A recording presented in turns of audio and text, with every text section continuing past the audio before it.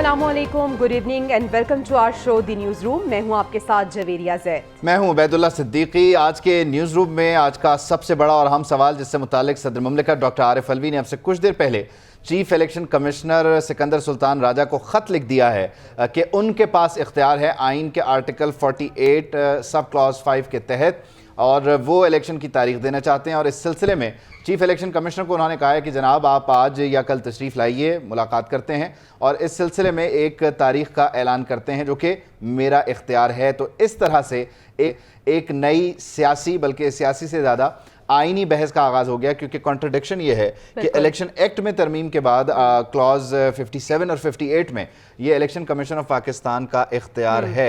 ये एक बड़ा मसला है, इसमें बात करेंगे। उबैद, आज के न्यूज़ रूम में हम इस हवाले से भी बात करेंगे कि बिजली एक बार फिर महंगी हो गई है, तो आवाम पे एक बार फिर बिजली बम गिराया जाएगा। जी हाँ, गिरा दिया है और अब आवाम जो है वो दुहाई देते नजर आ रहे हैं। इसके साथ साथ आज के न्यूज़ रूम में हम तोशाखाना केस से मुतालिक भी आपको बताएंगे कि अब इस केस में क्या पेशरफ्त हुई है। इसके साथ साथ बडगराम का जो वाकया कल पूरा ही दिन मीडिया में रिपोर्ट हुआ और PNN के तवस्सुत से हमने भी अपने नाजरीन को सूरत हाल से आगाह रखा, इसमें क्या पेशरफ्त हुई है, अब आगे क्या होना है, ये सभी बच्चे कैसे हैं एग्जैक्टली, इस पर भी हम बात करेंगे। लेकिन सबसे पहले अभी लेटेस्ट जो खबर आई है वो ये है कि आम इंतखाबात से मुताल्लिक अब सियासी मंजरनामे पे एक बड़ी हलचल ये हुई है कि इलेक्शन की तारीख का फैसला करें। सदर मुमलिकत ने चीफ इलेक्शन कमिश्नर को ये खत लिख दिया है। Chief election commissioner Sikandar Sultan Raja को आज या कल मुलाकात की दावत भी दे दी है और खत के मतन के मुताबिक 9 अगस्त को वजीर आज़म के मशवरे पर असम्बली को तहलील किया गया। आइन के तहत असम्बली की तहलील के बाद 90 दिन में सदर इलेक्शन की तारीख मुकर्रर करने के पाबंद है। ये अब खत लिखा गया है। सदर मुमलिकत ने जो आइनी हवाला है वो दिया है, ये बनता है आर्टिकल 48 सब क्लॉज 5A। इसके तहत अगर सदर मुमलिकत जो हैं वो असम्बली तहलील करते हैं तो फिर उनका ये इख्तियार है कि वो नई जो असम्बली है उसके लिए इलेक्शन की तारीख देंगे। अब इलेक्शन एक्ट कुछ और कहता है, आइन कुछ और कहता है। अब यहाँ पर आइन सुप्रीम है, इलेक्शन एक्ट जो है वो एक सादा कानून है, एक सियासी और आइनी बहस है। इसमें हम आगे चल के तफसील से बात करते हैं, हमारे साथ एक्सपर्ट्स भी होंगे। लेकिन इलेक्शन कमीशन ने भी साथ ही साथ अपना काम शुरू कर दिया है। सदर मुमलिकत के खत के बाद इलेक्शन कमीशन मुतहर्रिक है और मुशावरत के लिए सियासी जमातों को खत लिखा है। इंतखाबी शेड्यूल, हल्का बंदियों, इंतखाबी फहरिस्तों से मुतालिक सियासी जमातों से मुशावरत तलब की गई है। खत साबिक सदर आसिफ अली जरदारी, साबिक वज़ीर आज़म शहबाज शरीफ, चेयरमैन PTI, जमीयत उलमा इस्लाम फजलुर रहमान ग्रुप के सरबराह मौलाना फजलुर रहमान को लिख दिया गया। और ख़त में कहा गया है, इस खत के मतन के मुताबिक इलेक्शन कमीशन की आइनी जिम्मेदारी है कि इंतखाबात का इनेकाद करवाए। मौजूदा सियासी तनाजुर में इलेक्शन कमीशन से इंतखाबी रोड मैप के लिए सियासी जमातों से मुशावरत दरकार है। सियासी जमातों के सरबराह खुद आइन या अपना नुमाइंदा मुशावरत के लिए मुकर्रर करें, खत का मतन ये बता रहा है। तो मौजूदा सियासी तनाजुर में इलेक्शन कमीशन से इंतखाबी रोड मैप के हवाले से भी बात हुई है और सदर मुमलिकत के खत के बाद अब ये सूरत हाल है, एक सियासी हलचल है जो कि पैदा हो गई है। खत साबिक सदर आसिफ अली जरदारी, शहबाज शरीफ, चेयरमैन PTI मौलाना फजलुर रहमान को लिखा गया है। तो इलेक्शन कमीशन ऑफ पाकिस्तान अपनी तैयारियां कर रहा है। सदर मुमलिकत ने एक खत लिख दिया है। मामलात क्या हैं, तफसील क्या है, सिद्दीक साजिद साहब हमें इस्लामाबाद से ज्वाइन करें, उनसे ज़रा बात करते हैं, तफसील जानने की कोशिश करते हैं। सिद्दीक साजिद साहब, यकीनी तौर पर यह ख़त आ गया, आर्टिकल 48 सब क्लॉज 5A का हवाला है इसमें। अब मुलाकात कब हो रही है, क्या खबरें हैं, क्या तैयारियां हैं? जी बहुत शुक्रिया। असल में सदर साहब जाते जाते जो है वो काफ़ी पंडोरा बॉक्सेस खोल रहे हैं। पहले उन्होंने 2 बिल्स वाला मामला, उसके ऊपर ये काम किया और आज ये ख़त लिख दिया। और ये थोड़ी सी वजाहत कर दूं कि जो चीफ इलेक्शन कमिश्नर या इलेक्शन कमिश्नर ऑफ पाकिस्तान की जानब से सियासी जमातों को मशावरत के लिए ख़त लिखा गया, वो सदर के ख़त के जारी होने से पहले लिखा गया। और जैसे ही वो ख़त जो है वो मीडिया में जो वो मशावरत के हवाले से जो चीज़ें आई तो वो पहले वहाँ पे चीज़ें चली, तो उसके फौरी बाद सदर साहब की तरफ से ये चीज़ जो है वो आ गई। और ये 2-3 दिन से यहाँ पे ये बात की जा रही थी कि प्रेसिडेंट साहब जो है वो कोई तारीख जो है वो दे सकते हैं इंतखाबात के हवाले से, और उन्होंने ऐसा ही किया। और उन्होंने इलेक्शन एक्ट जो उसका आपने हवाला भी दिया 57 और 58 का, जिसमें तरमीम की गई और इलेक्शन कमीशन को इख्तियार दिया गया कि वो इलेक्शन शेड्यूल, आप तफसील बता रहे हैं, आपसे हम मज़ीद जानना चाहेंगे। लेकिन इस वक्त वज़ीर आज़म अनवारुल हक काकड़ एक तक़रीब से खिताब करें, उनको सुनते हैं। रिहेबिलिटेशन का ये प्रोसेस आगे बढ़ेगा। लेकिन बहरहाल इससे पहले हम इलेक्शन कमीशन की बात कर रहे थे कि जिसने अपना काम शुरू कर दिया और सदर साहब ने जाते जाते اپنا کام شروع کر دیا ہے. بالکل ایسے اور نیپرا نے اپنا کام جاری رکھا ہوا ہے. جی ہاں میں یہی کہنے لگی تھی کہ تمام ہی جو لوگ ہیں وہ اپنے اپنے کام کر رہے ہیں, لیکن دعا یہ ہے کہ اللہ بہتر کرے گا. نیپرا یہ کہہ کر ایک بار پھر بجلی مہنگی کر رہا ہے, بلکہ بجلی مہنگی ہو چکی ہے. بجلی کی قیمت میں 5 روپے 40 پیسے فی یونٹ اضافہ کر دیا گیا ہے. نیپرا حکام کے مطابق اضافہ مالی سال کی چوتھی سہ-ماہی ایڈجسٹمنٹ قیمت میں کیا گیا. اطلاق لائف لائن کے الیکٹرک صارفین پر نہیں ہوگا, تو بجلی کی قیمت میں 5 روپے 40 پیسے فی یونٹ اضافہ ہوا ہے. چوتھی سہ-ماہی ایڈجسٹمنٹ کی مد میں یہ اضافہ کیا گیا ہے, اور اطلاق لائف لائن کے الیکٹرک صارفین پر نہیں ہوگا, یہ کہا جا رہا ہے نیپرا کی جانب سے. بجلی جو ہے وہ جناب مزید مہنگی ہو گئی ہے 5 روپے 40 پیسے, اور یقینی طور پر اس کے کئی اہم فیکٹرز ہیں جس کی وجہ سے یہ ہو رہا ہے.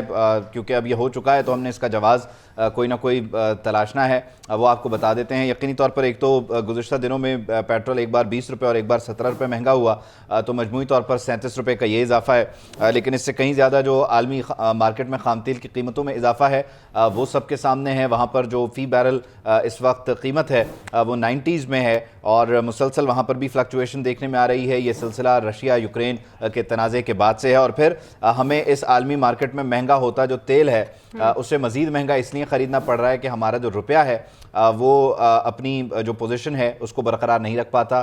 ڈالر مارکیٹ میں جو فلکچویشن ہے اس کی وجہ سے ڈالر تگڑا ہے, تو ڈالر ہماری بس سے باہر ہے. پھر عالمی مارکیٹ میں جو کساد بازاری ہے وہ, تو پھر پیٹرول مہنگا ہوتا ہے اور پھر بجلی مہنگی ہو جاتی ہے. دل کے بہلانے کو یہ خیال نہیں عبید, لیکن وجوہات تو یہی ہیں, فیکٹس ہیں عبید. لیکن جب بل آتا ہے نا تو یہ چیزیں سمجھ نہیں آتی, مجھے بھی نہیں آتی. بالکل ایسی عبید, جس طرح سے ہم ہمیشہ سے بات کرتے ہیں کہ جو عام عوام ہے, جو صارفین ہیں, ان کے لیے یہ تمام چیزیں جو ہیں نہ تو وہ سمجھ سکتے ہیں, نہ انہیں سمجھنے کی ضرورت ہے. ان کے لیے تو بس یہ ہوا کہ بجلی مہنگی ہوگی. جناب عبید نے بھی آپ کو وجوہات بتائی ہیں, میں بھی آپ کو بتا دیتی ہوں کہ سب سے پہلی وجہ جو ہے وہ بجلی مہنگی ہونے کی وہ ہے درآمدی ایندھن کی بڑھتی ہوئی قیمت. LNG کی قیمت ایک سال میں $8 سے $42 تک پہنچی ہے. دوسری جو وجہ ہے وہ ہے فیول پرائس ایڈجسٹمنٹ کا طریقہ کار.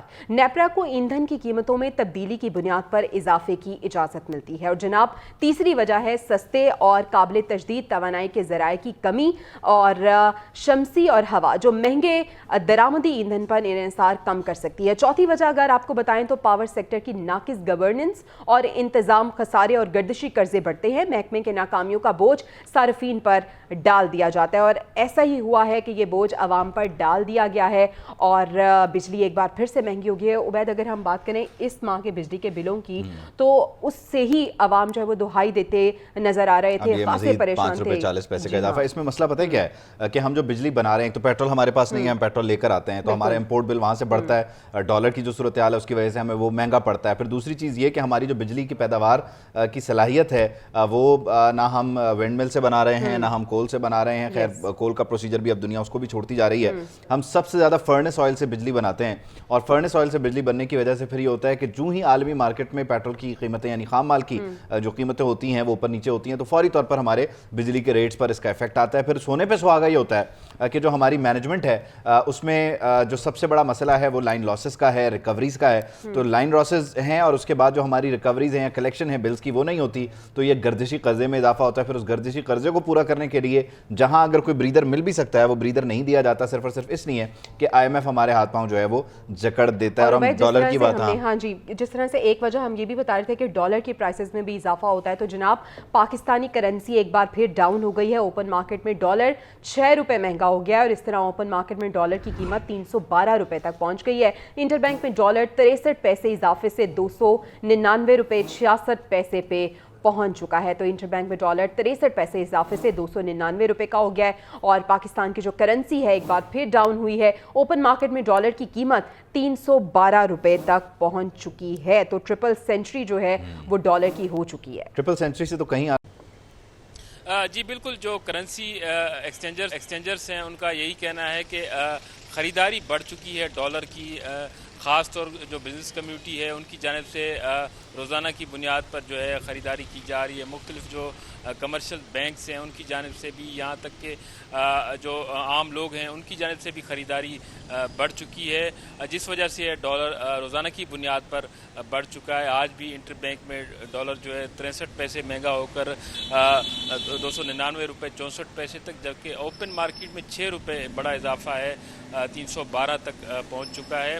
اور امکان ہے کہ آئندہ دنوں میں یہ اضافہ مزید ہوگا اور کی جانب سے روزانہ کی بنیاد پر جو ہے خریداری کی جا رہی ہے. مختلف جو کمرشل بینکس ہیں ان کی جانب سے بھی, یہاں تک کہ جو عام لوگ ہیں ان کی جانب سے بھی خریداری بڑھ چکی ہے, جس وجہ سے ڈالر روزانہ کی بنیاد پر بڑھ چکا ہے. آج بھی انٹر بینک میں ڈالر جو ہے 63 پیسے مہنگا ہو کر 299 روپے 64 پیسے تک, جبکہ اوپن مارکیٹ میں 6 روپے بڑا اضافہ ہے, 312 تک پہنچ چکا ہے اور امکان ہے کہ آئندہ دنوں میں یہ اضافہ مزید ہوگا. اور جو مختلف کرنسی ایکسچینجرز ہیں انہوں نے کہا ہے کہ عوام جو ہے جن کو ضرورت نہیں ہے ڈالر کے حوالے سے, یا کوئی وہ باہر ملک نہیں جا رہے, یا ان کو کوئی ایل سیز کے حوالے سے کوئی ڈالر نہیں چاہیے, تو وہ ڈالر نہ خریدیں.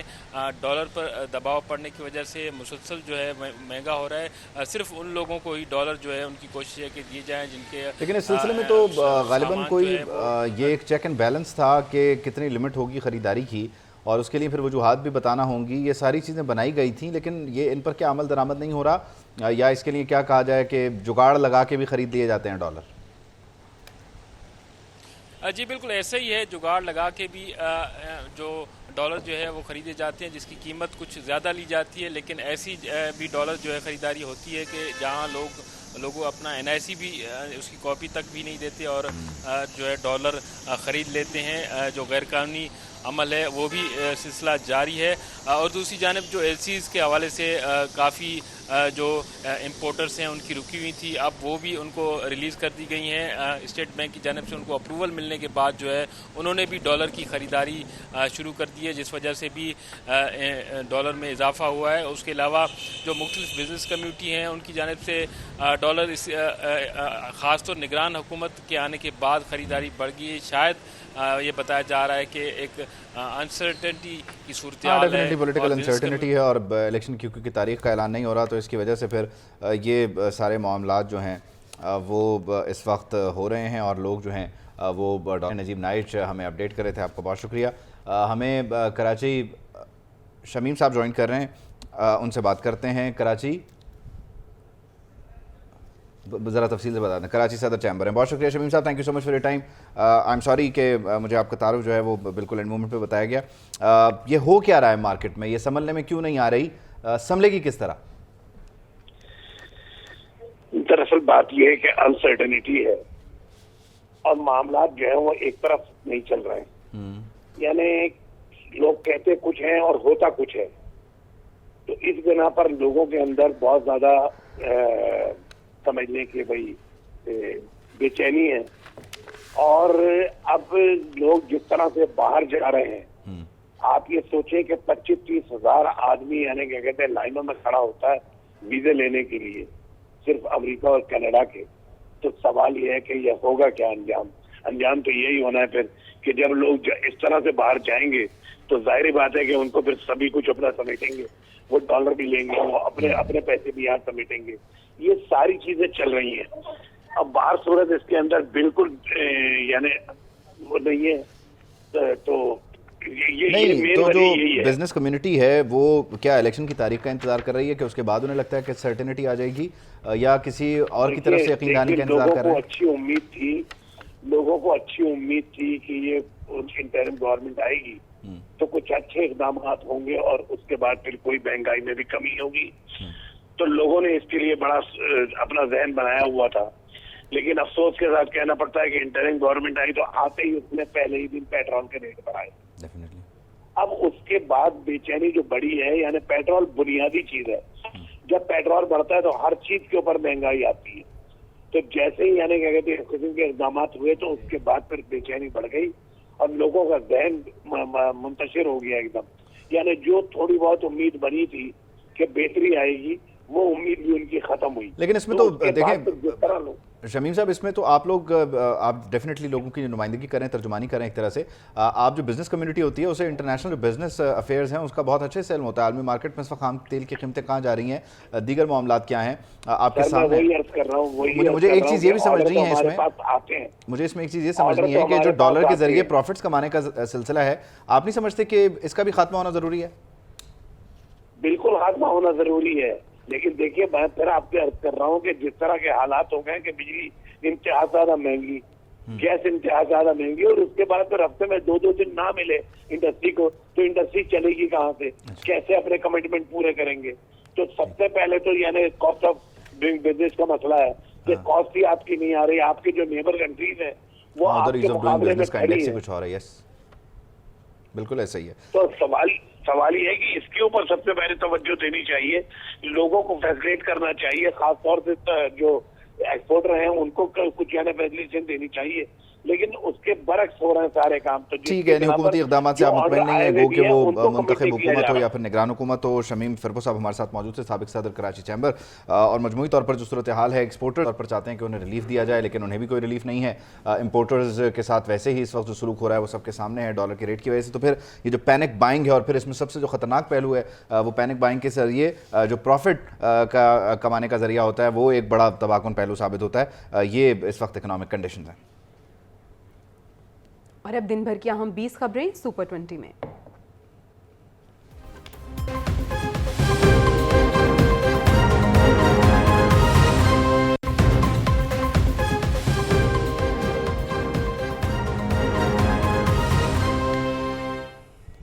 बीस अहम खबरें तो आपने जान ली, लेकिन एक हाईलाइटेड जो खबर है वो ये भी है कि सुप्रीम कोर्ट ने तोशाखाना केस से मुतालिक ट्रायल कोर्ट के फैसले में गलतियों की निशानदही कर दी है। चीफ जस्टिस ने रिमार्क्स दिए हैं कि बादियों नज़र में ट्रायल कोर्ट के फैसले में कुछ गलतियां हैं, लेकिन हम अभी मुदाखलत नहीं करेंगे, पहले हाई कोर्ट में होने वाली समाअत को देखेंगे। दौरान समाअत सुप्रीम कोर्ट ने Toshakhana case Islamabad high court को वापस भिजवाने का इंदिया भी दे दिया है। यकीनी तौर पर हर चीज़ में सुकम होता है, और उस सुकम को जो है वो दूर करने के लिए बड़ी अदालत से रुजू किया जाता है, और बड़ी अदालत जो है वो इस सिलसिले में कहती है कि हाँ हमें एरर्स नज़र आ रहे हैं, लेकिन हाई कोर्ट जो है वो इसको सुने, और हाई कोर्ट को भी मेक श्योर किया जाता है कि एक डेडलाइन दी जाए या एक टाइम फ्रेम दिया जाए। और इस सिलसिले में कल का दिन हाई कोर्ट के लिए मुख्तस कर दिया गया है कि जनाब ये जो अपील है या जो मामला है साबिक़ वज़ीर आज़म का तोशाखाना से मुतालिक, उसको सुन लिया जाए। हुआ ये कि ट्रायल कोर्ट ने हाई कोर्ट के हुक्म पर इस मामले को सुना, और काबिल समाअत होने ना होने से मुतालिक जो फैसला था हाई कोर्ट ने दोबारा ट्रायल कोर्ट की तरफ भेजा। ट्रायल कोर्ट ने उसको सुनने के बाद उस पर फैसला जारी कर दिया, सज़ा हो गई। ये मामला हाई कोर्ट में अपील कर दिया गया, और हाई कोर्ट के पहले वाले फैसले के खिलाफ जनाब ले जाया गया इस मामले को सुप्रीम कोर्ट ऑफ पाकिस्तान। तो ये एक उलझन है, तोशाखाना हाई कोर्ट में भी है, सुप्रीम कोर्ट में भी है वो, लेकिन लेयरिंग है, एक प्रोसेस एक जगह है और उस प्रोसेस को दूसरी जगह पे चैलेंज कर रखा है। क्या ये सादा और आसान अल्फाज में जवेरिया, ये तो आप ही की कमाल है। चेयरमैन पीटीआई की तोशाखाना केस में सजा के खिलाफ अपील, इस्लामाबाद हाई कोर्ट में दरख्वास्त पर जनाब समाअत हुई है। अदालत ने लतीफ़ खोसा और बाबर अवान की चेयरमैन पीटीआई से मुलाकात करवाने का हुक्म दे दिया है। तहरीरी फैसले में लिखा गया है कि इलेक्शन कमीशन ने अपील पर तैयारी के लिए 2 हफ्तों का वक्त मांगा है। दरख्वास्त दोबारा समाअत के लिए 24 अगस्त को मुकर्रर कर दी गई है। तो अब 24 अगस्त को दोबारा समाअत होगी। कल के रोज़ अब ये दोबारा समाअत होने जा रही है। मज़ीद तफसीलात जान लेते हैं। शबिया नकवी हमारी नुमाइंदा हमारे साथ मौजूद हैं। शबिया, ये तो बताइएगा, एक तो ये बताइएगा कि सुप्रीम कोर्ट की जानिब से क्या कहा गया है चीफ जस्टिस की जानिब से, और कल क्या होने जा रहा है? कल एक बार फिर से अब समाअत होगी? जी बिल्कुल, चेयरमैन पीटीआई की जो तोशाखाना केस की समाअत है वो चीफ जस्टिस की सरबराही में 3 रुकनी बेंच ने की। पीटीआई की जानिब से अयूब खोसा जो हैं उन्होंने 3 दरखास्तों पे ये दायर की, जिनमें से पहली जो थी वो एक मेंटेनेबल दरखास्त थी कि इलेक्शन कमीशन में हमेशा ये होता है कि 31 दिसंबर तक जो है जितने भी मेंबर पार्लिमान हैं उनको गोशवारे जमा करवाने होते हैं, और उसके बाद 120 दिन होते हैं जिसमें जो गोशवारों को वेरीफाई करता है। तो एक तो दरखास्त यही थी कि आया जब ये किया गया दरखास्त दी गई तो क्या वो टाइम गुजर चुका था। दूसरी जो दरखास्त थी वो दायरा इख्तियार की थी कि उसमें ये कहा गया कि जब डिस्ट्रिक्ट जो ऑफिसर है इलेक्शन कमिश्नर, उसको ये दरखास्त जो थी वो पहले मजिस्ट्रेट को जमा करवानी चाहिए थी, लेकिन मजिस्ट्रेट की बजाय जो है ये मामला डायरेक्ट जो है वो सेशन कोर्ट में ले जाया गया।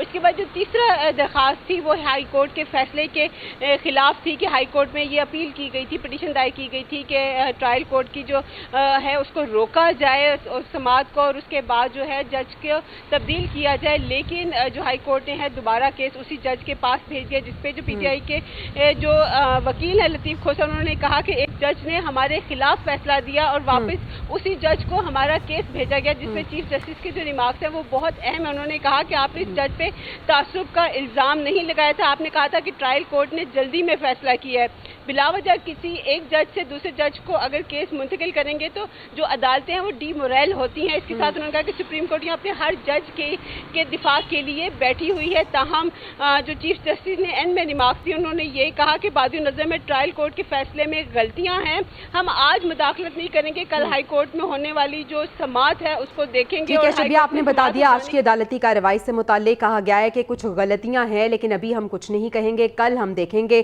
اس کے بعد کوئی فیصلہ کیا جائے گا. عادل سعید عباسی بھی ہمارے ساتھ موجود ہیں. اب کل کیا ہونے جا رہا ہے ہم عادل سعید عباسی سے جان لیتے ہیں. عادل بتائیے گا, کہا گیا ہے کہ ٹرائل کورٹ کے فیصلے میں کچھ غلطیاں ہیں, آج ہم نہیں بتائیں گے, پہلے ہم دیکھیں گے کہ ہائی کورٹ کیا کرتا ہے, اگر ان سے کچھ نہ ہوا تو پھر ہم فیصلہ کریں گے.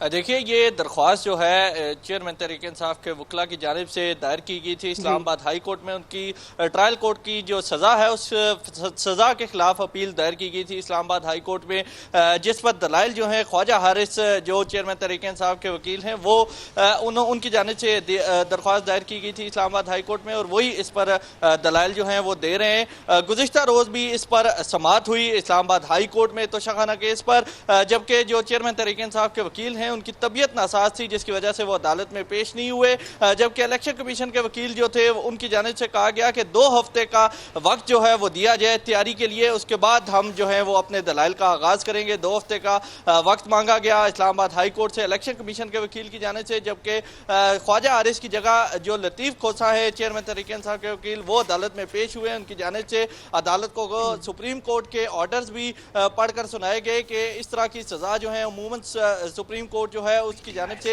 معاف کر دی گئی ہیں, اور سزا کے خلاف جو ضمانت ہے وہ دی جاتی ہے سپریم کورٹ سے. کئی ایسے فیصلے موجود ہیں, یہ کہا گیا لطیف کھوسہ کی جانب سے. ان کی جانب سے یہ بھی کہا گیا کہ اسلام آباد ہائی کورٹ جو ہے وہ تاخیر نہ کرے اور سزا کے خلاف جو ضمانت ہے وہ دے, اور چیئرمین تحریک انصاف کو رہائی جو ہے وہ دے. جس کے بعد جو چیئرمین تحریک انصاف کے وکلاء تھے دیگر, ان کی جانب سے سہولیات کی درخواست پر بھی کہا گیا کہ جو چیئرمین تحریک انصاف کو سہولیات جو ہیں وہ بھی نہیں دی جا رہی اور ملاقات کی اجازت بھی نہیں دی جا رہی وکلاء سے, جس پر اسلام آباد ہائی کورٹ نے نوٹسز جو ہیں وہ جاری کیے گئے. اور جو سزا کے خلاف اپیل تھی اس پر اسلام آباد ہائی کورٹ نے کہا کہ ہم اتنا وقت نہیں دے سکتے, جو 1 دن کا وقت ہے وہ دیا گیا, کل کا دن اب مقرر کیا گیا ہے اس درخواست پر سماعت کے لیے اسلام آباد ہائی کورٹ میں. جبکہ الیکشن کمیشن کے وکیل کی جانب سے کہا گیا تھا کہ کم از کم 10 روز کا وقت چاہیے.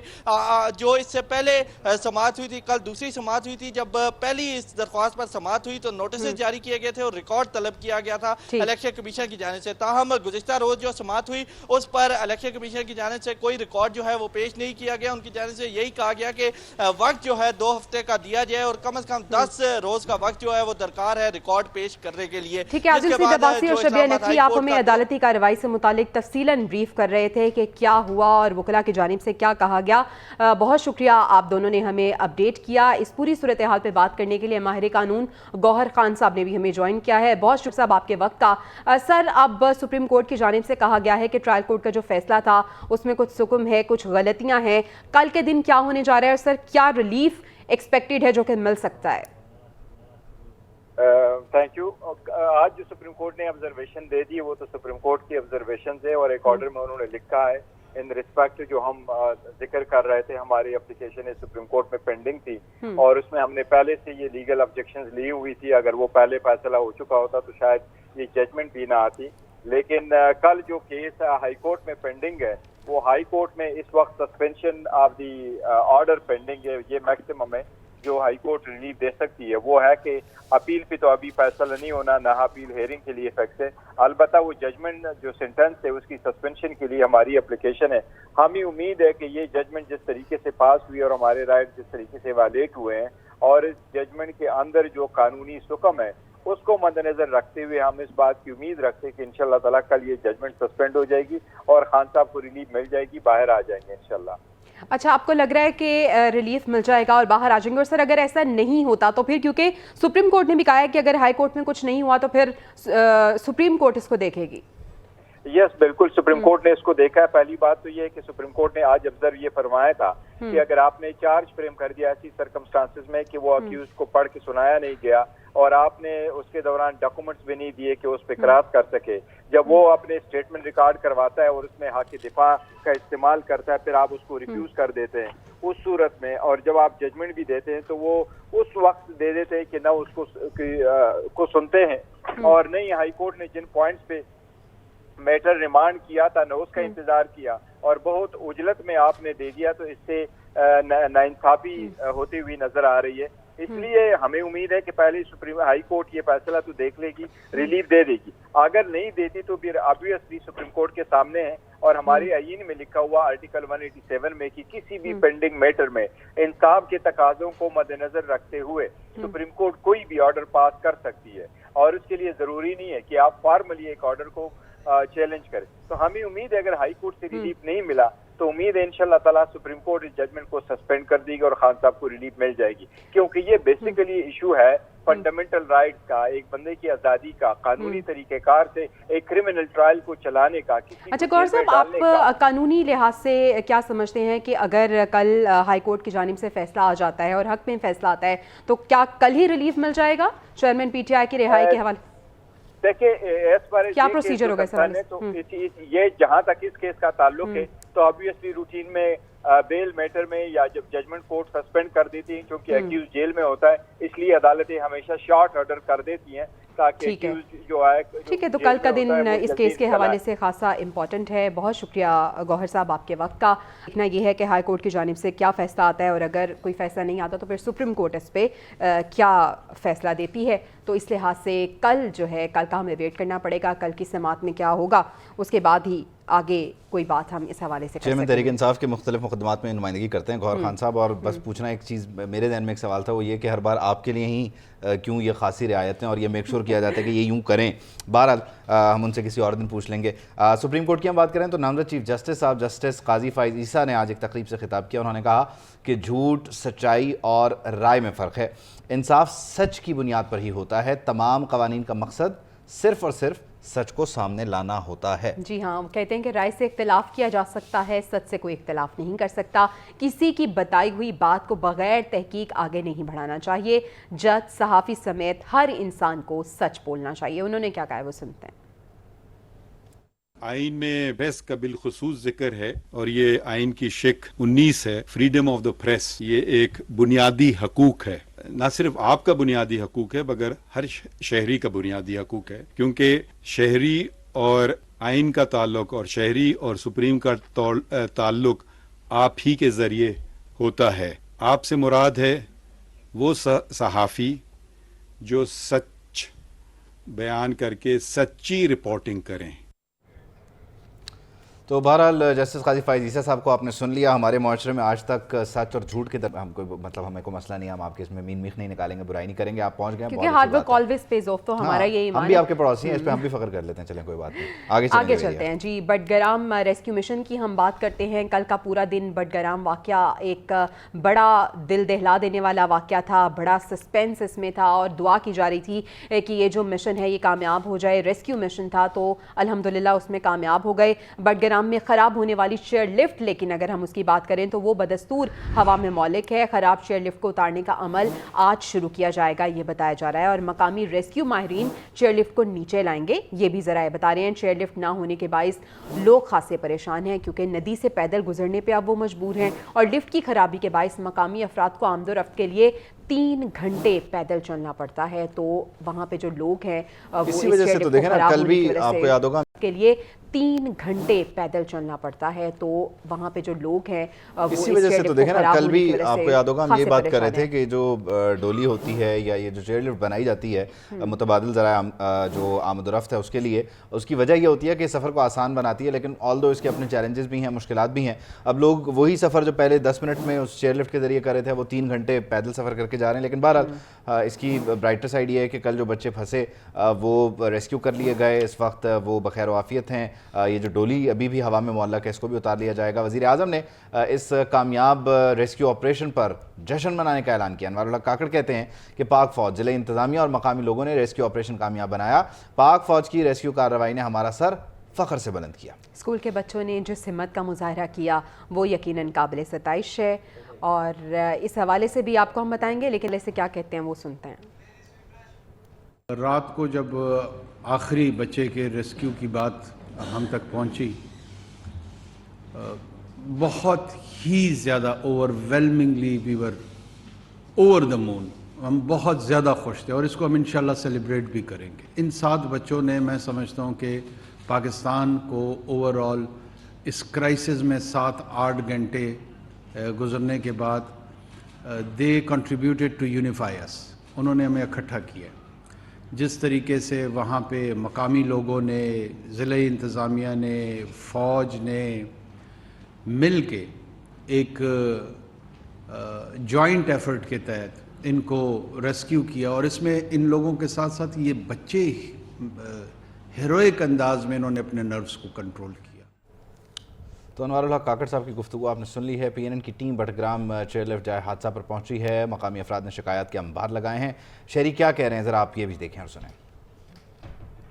نہیں ہے، بجلی نہیں ہے، اور جو یہاں پہ ہاسپٹلس ہیں ان کی نہ تو عمارتیں ہیں اور نہ ہاسپٹل ہیں، اور یہاں پہ جو یہ چیئر لفٹ کا ایک راستہ تھا وہ بھی تقریباً اب لوگوں کی جو امید تھی وہ بھی ختم ہو چکی ہے۔ 15, 18, 20 یا 30 ہزار کے قریب آبادی ہوگی، لیکن سہولیات کوئی نہیں، نہ روڈ کا سہولیات ہے، نہ اسپتال کا ہے اور نہ بجلی کا ہے۔ یہاں پر سڑک نہیں ہے، سڑک کا بہت بڑا مسئلہ ہے، بجلی بھی نہیں ہے، ٹیلی نار کا ایک ٹاور ہے، اس کے سگنل اکثر غائب ہوتے ہیں، اسپتال بھی نہ ہونے کے برابر ہے۔ ہم انتظامیہ کو بولتا ہے، وزیر اعلیٰ کو، وہ وزیر اعظم کی بھی بولتا ہے کہ ابھی یہ روڈ کے بندوبست یہاں علاقے کا کرو تو بڑا مہربانی ہوئے گا۔ جو ہمارا درفت کا جو ذریعہ ہے وہ بالکل نہیں ہے، ہم 2-3 گھنٹے پیدل سفر کریں گے، ہمیں سامان اور بیمار اور یہ جو اسٹوڈنٹ تھے اس کو اسکول جانے میں بہت زیادہ دشواری ہے۔ ہم ارباب اختیار اور وزیر اعظم صاحب سے اپیل کرتے ہیں کہ ہمیں یہ روڈ کا انتظام کرے۔ عبید، یہ تو تھے بٹگرام کے مسائل، لیکن ملکی کچھ دیگر مسائل کی بھی ہم بات کریں گے، لیکن اس آڑ میں بھی ہم وہی تمام مسائل ایک بار پھر سے ان کی بات کریں گے، کیونکہ وہ مسائل بہت زیادہ اہمیت کے حامل اس لیے ہیں کہ وہ عوام سے جڑے ہوئے ہیں، اور سوال بھی ایسے ہیں جو جواب طلب ہے اور ان کے جواب جاننا بہت ضروری ہے۔ ایک اہم سوال کہ انتخابات کب ہوں گے؟ اب ان انتخابات، عام انتخابات سے متعلق سیاسی منظرنامے پر ایک بڑی ہلچل یہ مچی ہے کہ الیکشن کی تاریخ کا فیصلہ کیا جائے۔ صدر مملکت نے چیف الیکشن کمشنر کو خط لکھ دیا ہے، اور چیف الیکشن کمشنر سکندر سلطان راجہ کو آج یا کل ملاقات کی دعوت بھی دے دی ہے، اور خط کے متن میں یہ کہا گیا ہے کہ 9 اگست کو وزیر اعظم کے مشورے پر اسمبلی کو تحلیل کیا، اور آئین کے تحت اسمبلی کی تحلیل کے بعد 90 دن میں صدر الیکشن کی تاریخ مقرر کرنے کا پابند ہے۔ صدر مملکت نے آئین کے آرٹیکل 48 سب کلاس 5A کا حوالہ دیا ہے، جس میں یہ کہا گیا ہے کہ اگر صدر مملکت وزیر اعظم کی ایڈوائس پر اسمبلی تحلیل کرتے ہیں تو پھر 90 دن میں الیکشن کروانے کے بھی وہ پابند ہیں۔ لیکن صورتحال یہ ہے کہ الیکشن کمیشن نے بھی اس سلسلے میں اس خط سے کچھ دیر پہلے جو مشاورت کا عمل ہے سیاسی جماعتوں کے ساتھ، اس کے لیے اپنا کردار ادا کرنا شروع کر دیا تھا، اور شہباز شریف صاحب کو، آصف علی زرداری کو، مولانا فضل الرحمان کو اور چیئرمین پی ٹی آئی کو خط لکھا گیا ہے، بلایا گیا ہے، یا وہ خود آئیں یا اپنے نمائندوں کو لے کر آئیں، تاکہ حلقہ بندیوں سے متعلق، اس کے علاوہ جو انتخابی شیڈیول ہے اس سے متعلق دیگر معاملات کو جو ہے وہ کسی طرح سے چینلائز کیا جا سکے، طے کیا جا سکے۔ اس سارے مرحلے میں سیاسی جماعتوں سے مشاورت ایک لازم عمل ہوتا ہے، اور الیکشن کمیشن آف پاکستان اس سلسلے میں تاکہ کوئی سوال نہ اٹھائے، یا پھر ساتھ ہی ساتھ جو پروسیس ہے وہ بڑا اسموتھ رہے، ٹرانزیشن جو ہے وہ بڑی پرفیکٹ رہے، تو اس سلسلے میں سیاسی جماعتوں کو انگیج کرتا ہے۔ خط لکھ دیے گئے ہیں، مختلف تاریخیں دی گئی ہیں، لیٹس سی کون کب جاتا ہے۔ صدر مملکت کے خط کے بعد الیکشن کمیشن متحرک ہے، مشاورت کے لیے سیاسی جماعتوں کو خط لکھ دیا گیا ہے، انتخابی شیڈیول، حلقہ بندیوں، انتخابی فہرستوں سے متعلق سیاسی جماعتوں سے مشاورت طلب کی گئی ہے۔ خط سابق صدر آصف علی زرداری، شہباز شریف، چیئرمین پی ٹی آئی، مولانا فضل الرحمان کو لکھا گیا، اور خط کے متن کے مطابق الیکشن کمیشن کی آئینی ذمہ داری ہے کہ انتخابات کا انعقاد کروائے۔ موجودہ سیاسی تناظر میں الیکشن کمیشن سے انتخابی روڈ میپ کے لیے سیاسی جماعتوں سے مشاورت درکار ہے۔ سیاسی جماعتوں کے سربراہ خود آئیں یا پھر اپنا نمائندہ مشاورت کے لیے مقرر کریں، خط میں یہ لکھ دیا گیا ہے۔ تو صورتحال اس وقت لیٹسٹ کیا ہے؟ الیکشن کمیشن نے اپنے خط میں مزید کیا کچھ لکھا ہے؟ شبیہ نقوی ہمارے ساتھ اسلام آباد سے موجود ہوں گی، الیکشن کمیشن آف پاکستان کے معاملات پر نظر رکھتی ہیں۔ شبیہ، آپ کی طرف آتے ہوئے خط صرف انہی 4 لوگوں کو لکھا گیا ہے، اور انہیں بلایا کب، کیا تاریخیں، اور کل بھی کوئی اجلاس بلایا گیا جس میں صدر سے ملنے پر بھی مشورہ ہوگا؟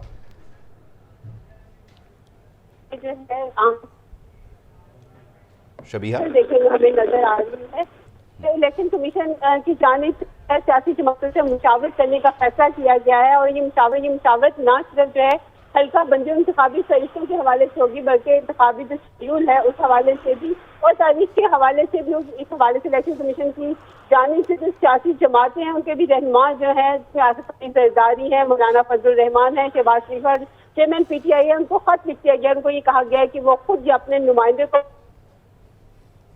خود آئیں اپنے نمائندے کو بھیجیں. ہمیں آپ کو سننے میں کچھ مشکل ہو رہی ہے، لیکن بہرحال جو آپ بتانا چاہ رہی ہیں وہ ہم سمجھ گئے ہیں کہ ان 4 لوگوں کو خط لکھ دیا گیا ہے اور یہ آئیں گے یا پھر ان کے نمائندے آئیں گے. لیکن ساتھ ہی ساتھ جو چیف الیکشن کمشنر ہیں وہ صدر مملکت سے کم ملیں گے، اور جب ملیں گے تو ان کے پاس ان کے لیگل آپشنز کیا ہیں. صدر مملکت نے تو 48(5)(a) کا حوالہ دے دیا. تو اس ساری صورتحال میں اب طے یہ ہونا ہے کہ کل جو ملاقات ہوگی یا اس ملاقات کے لیے جو مشورہ ہے وہ یقینی طور پر بڑا امپورٹنٹ ہے، اور الیکشن کمیشن اس سلسلے میں متحرک ہو چکا ہے. بالکل ایسے الیکشن کمیشن کی اگر ہم بات کریں تو وہ واضح کر چکا ہے کہ عام انتخابات 90 دن میں نہیں ہو سکتے. الیکشن کمیشن نے متعلقہ اداروں کو بھی احکامات جاری کر دیے ہیں. الیکشن کمیشن کے جاری نوٹیفیکیشن کے مطابق حلقہ بندیاں 14 دسمبر کو مکمل ہوں گی. 14 دسمبر کو ہی حلقہ بندیوں کی حتمی اشاعت کی جائے گی. الیکشن کمیشن نے پرانی حلقہ بندیوں کو منجمد کر دیا ہے اور 1 سے 4 ستمبر تک حلقہ بندی کمیٹیوں کو ٹریننگ بھی دی جائے گی. حلقہ بندیوں کی ابتدائی اشاعت 9 اکتوبر کو ہوگی، اور اس طرح حلقہ بندیوں کے خلاف اپیلیں 10 اکتوبر سے 8 نومبر تک دائر کی جا سکیں گی. الیکشن کمیشن کی بات کریں تو 10 نومبر سے 9 دسمبر تک شکایات پر وہ سماعت کرے گا. تو یہ پورا پروسیجر ہے جس کو فالو کیا جائے گا. الیکشن کمیشن یہ بتا رہا ہے. عام انتخابات کب ہوں گے، یہ وہ سوال ہے کہ جس پر ایک آئینی، قانونی اور سیاسی بحث کا آغاز ہو چکا ہے. صدر مملکت نے چیف الیکشن کمشنر کو خط لکھتے ہوئے انتخابی تاریخ دینے کا اپنا آئینی حق جتایا ہے، تو وہیں سادہ قانون سازی کے ذریعے یہ معاملہ الیکشن کمیشن کا اختیار بنا دیا گیا ہے. اس سے پہلے الیکشن کمیشن نے انتخابات کا 90 روز میں انعقاد ناممکن قرار دیا. پیپلز پارٹی ہر صورت 90 دن میں انتخابات چاہتی ہے، جبکہ مسلم لیگ نون اس سلسلے میں کوئی واضح اور دو ٹوک موقف اپناتی نظر نہیں آ رہی. جبکہ انتخابات کے بر وقت انعقاد کے لیے سپریم کورٹ آف پاکستان کا دروازہ بھی کھٹکھٹا دیا گیا ہے. اس معاملے کو آپ کو سادہ انداز میں سمجھانے کی کوشش کرتے ہیں. قومی اسمبلی وزیر اعظم شہباز شریف کے ایڈوائس پر صدر مملکت ڈاکٹر عارف الوی نے 9 اگست 2023 کو تحلیل کی. یوں آئین کے آرٹیکل 48 سب کلاس 5(a) کے تحت یہ صدر مملکت کا اختیار ہے کہ اگر وہ اسمبلی تحلیل کریں تو 90 دن کے اندر انتخابات کا انعقاد یقینی بنانے کے لیے خود الیکشن کی تاریخ دیں گے. لیکن شہباز حکومت نے سادہ قانون جاری کے ذریعے جون 2023 میں الیکشن ایکٹ 2017 کے سیکشن 57(1) اور 58(1) میں ترمیم کے ذریعے صدر مملکت کا یہ اختیار الیکشن کمیشن آف پاکستان کو دے دیا.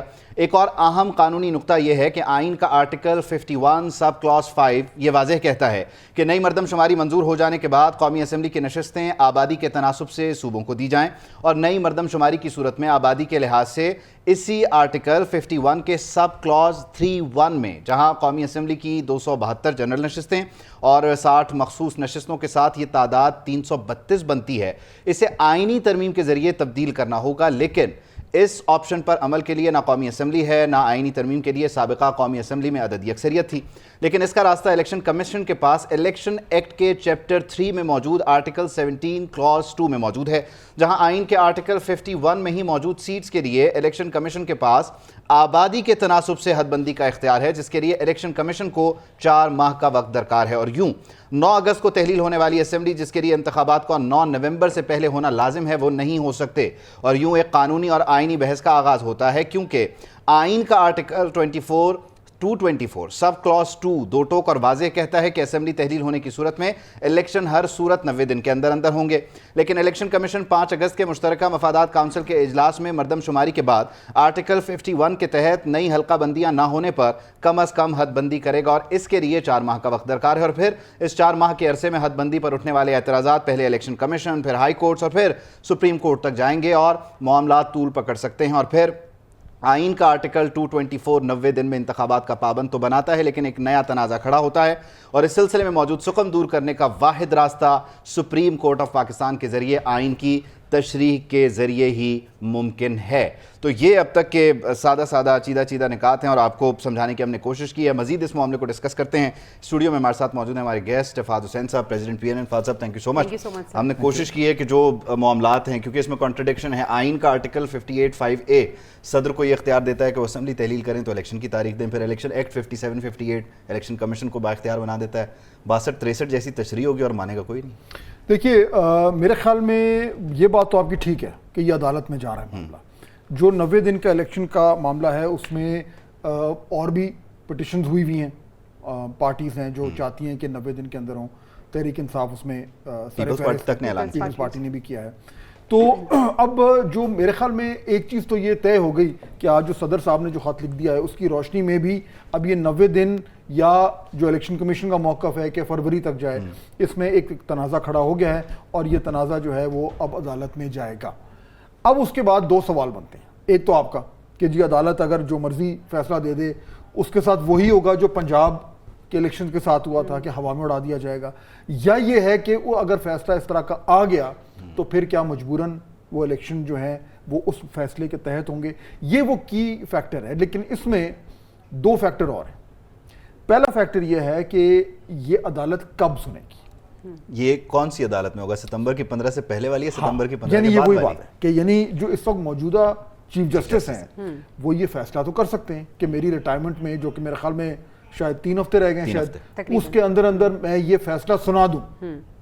ایک ہی ہو سکتا ہے. دوسرا یہ ہو سکتا ہے کہ وہ کہیں کہ نہیں جی ٹھیک ہے یہ فیصلہ اگلے میں چھوڑ جاؤ, وہ دیکھیں گے.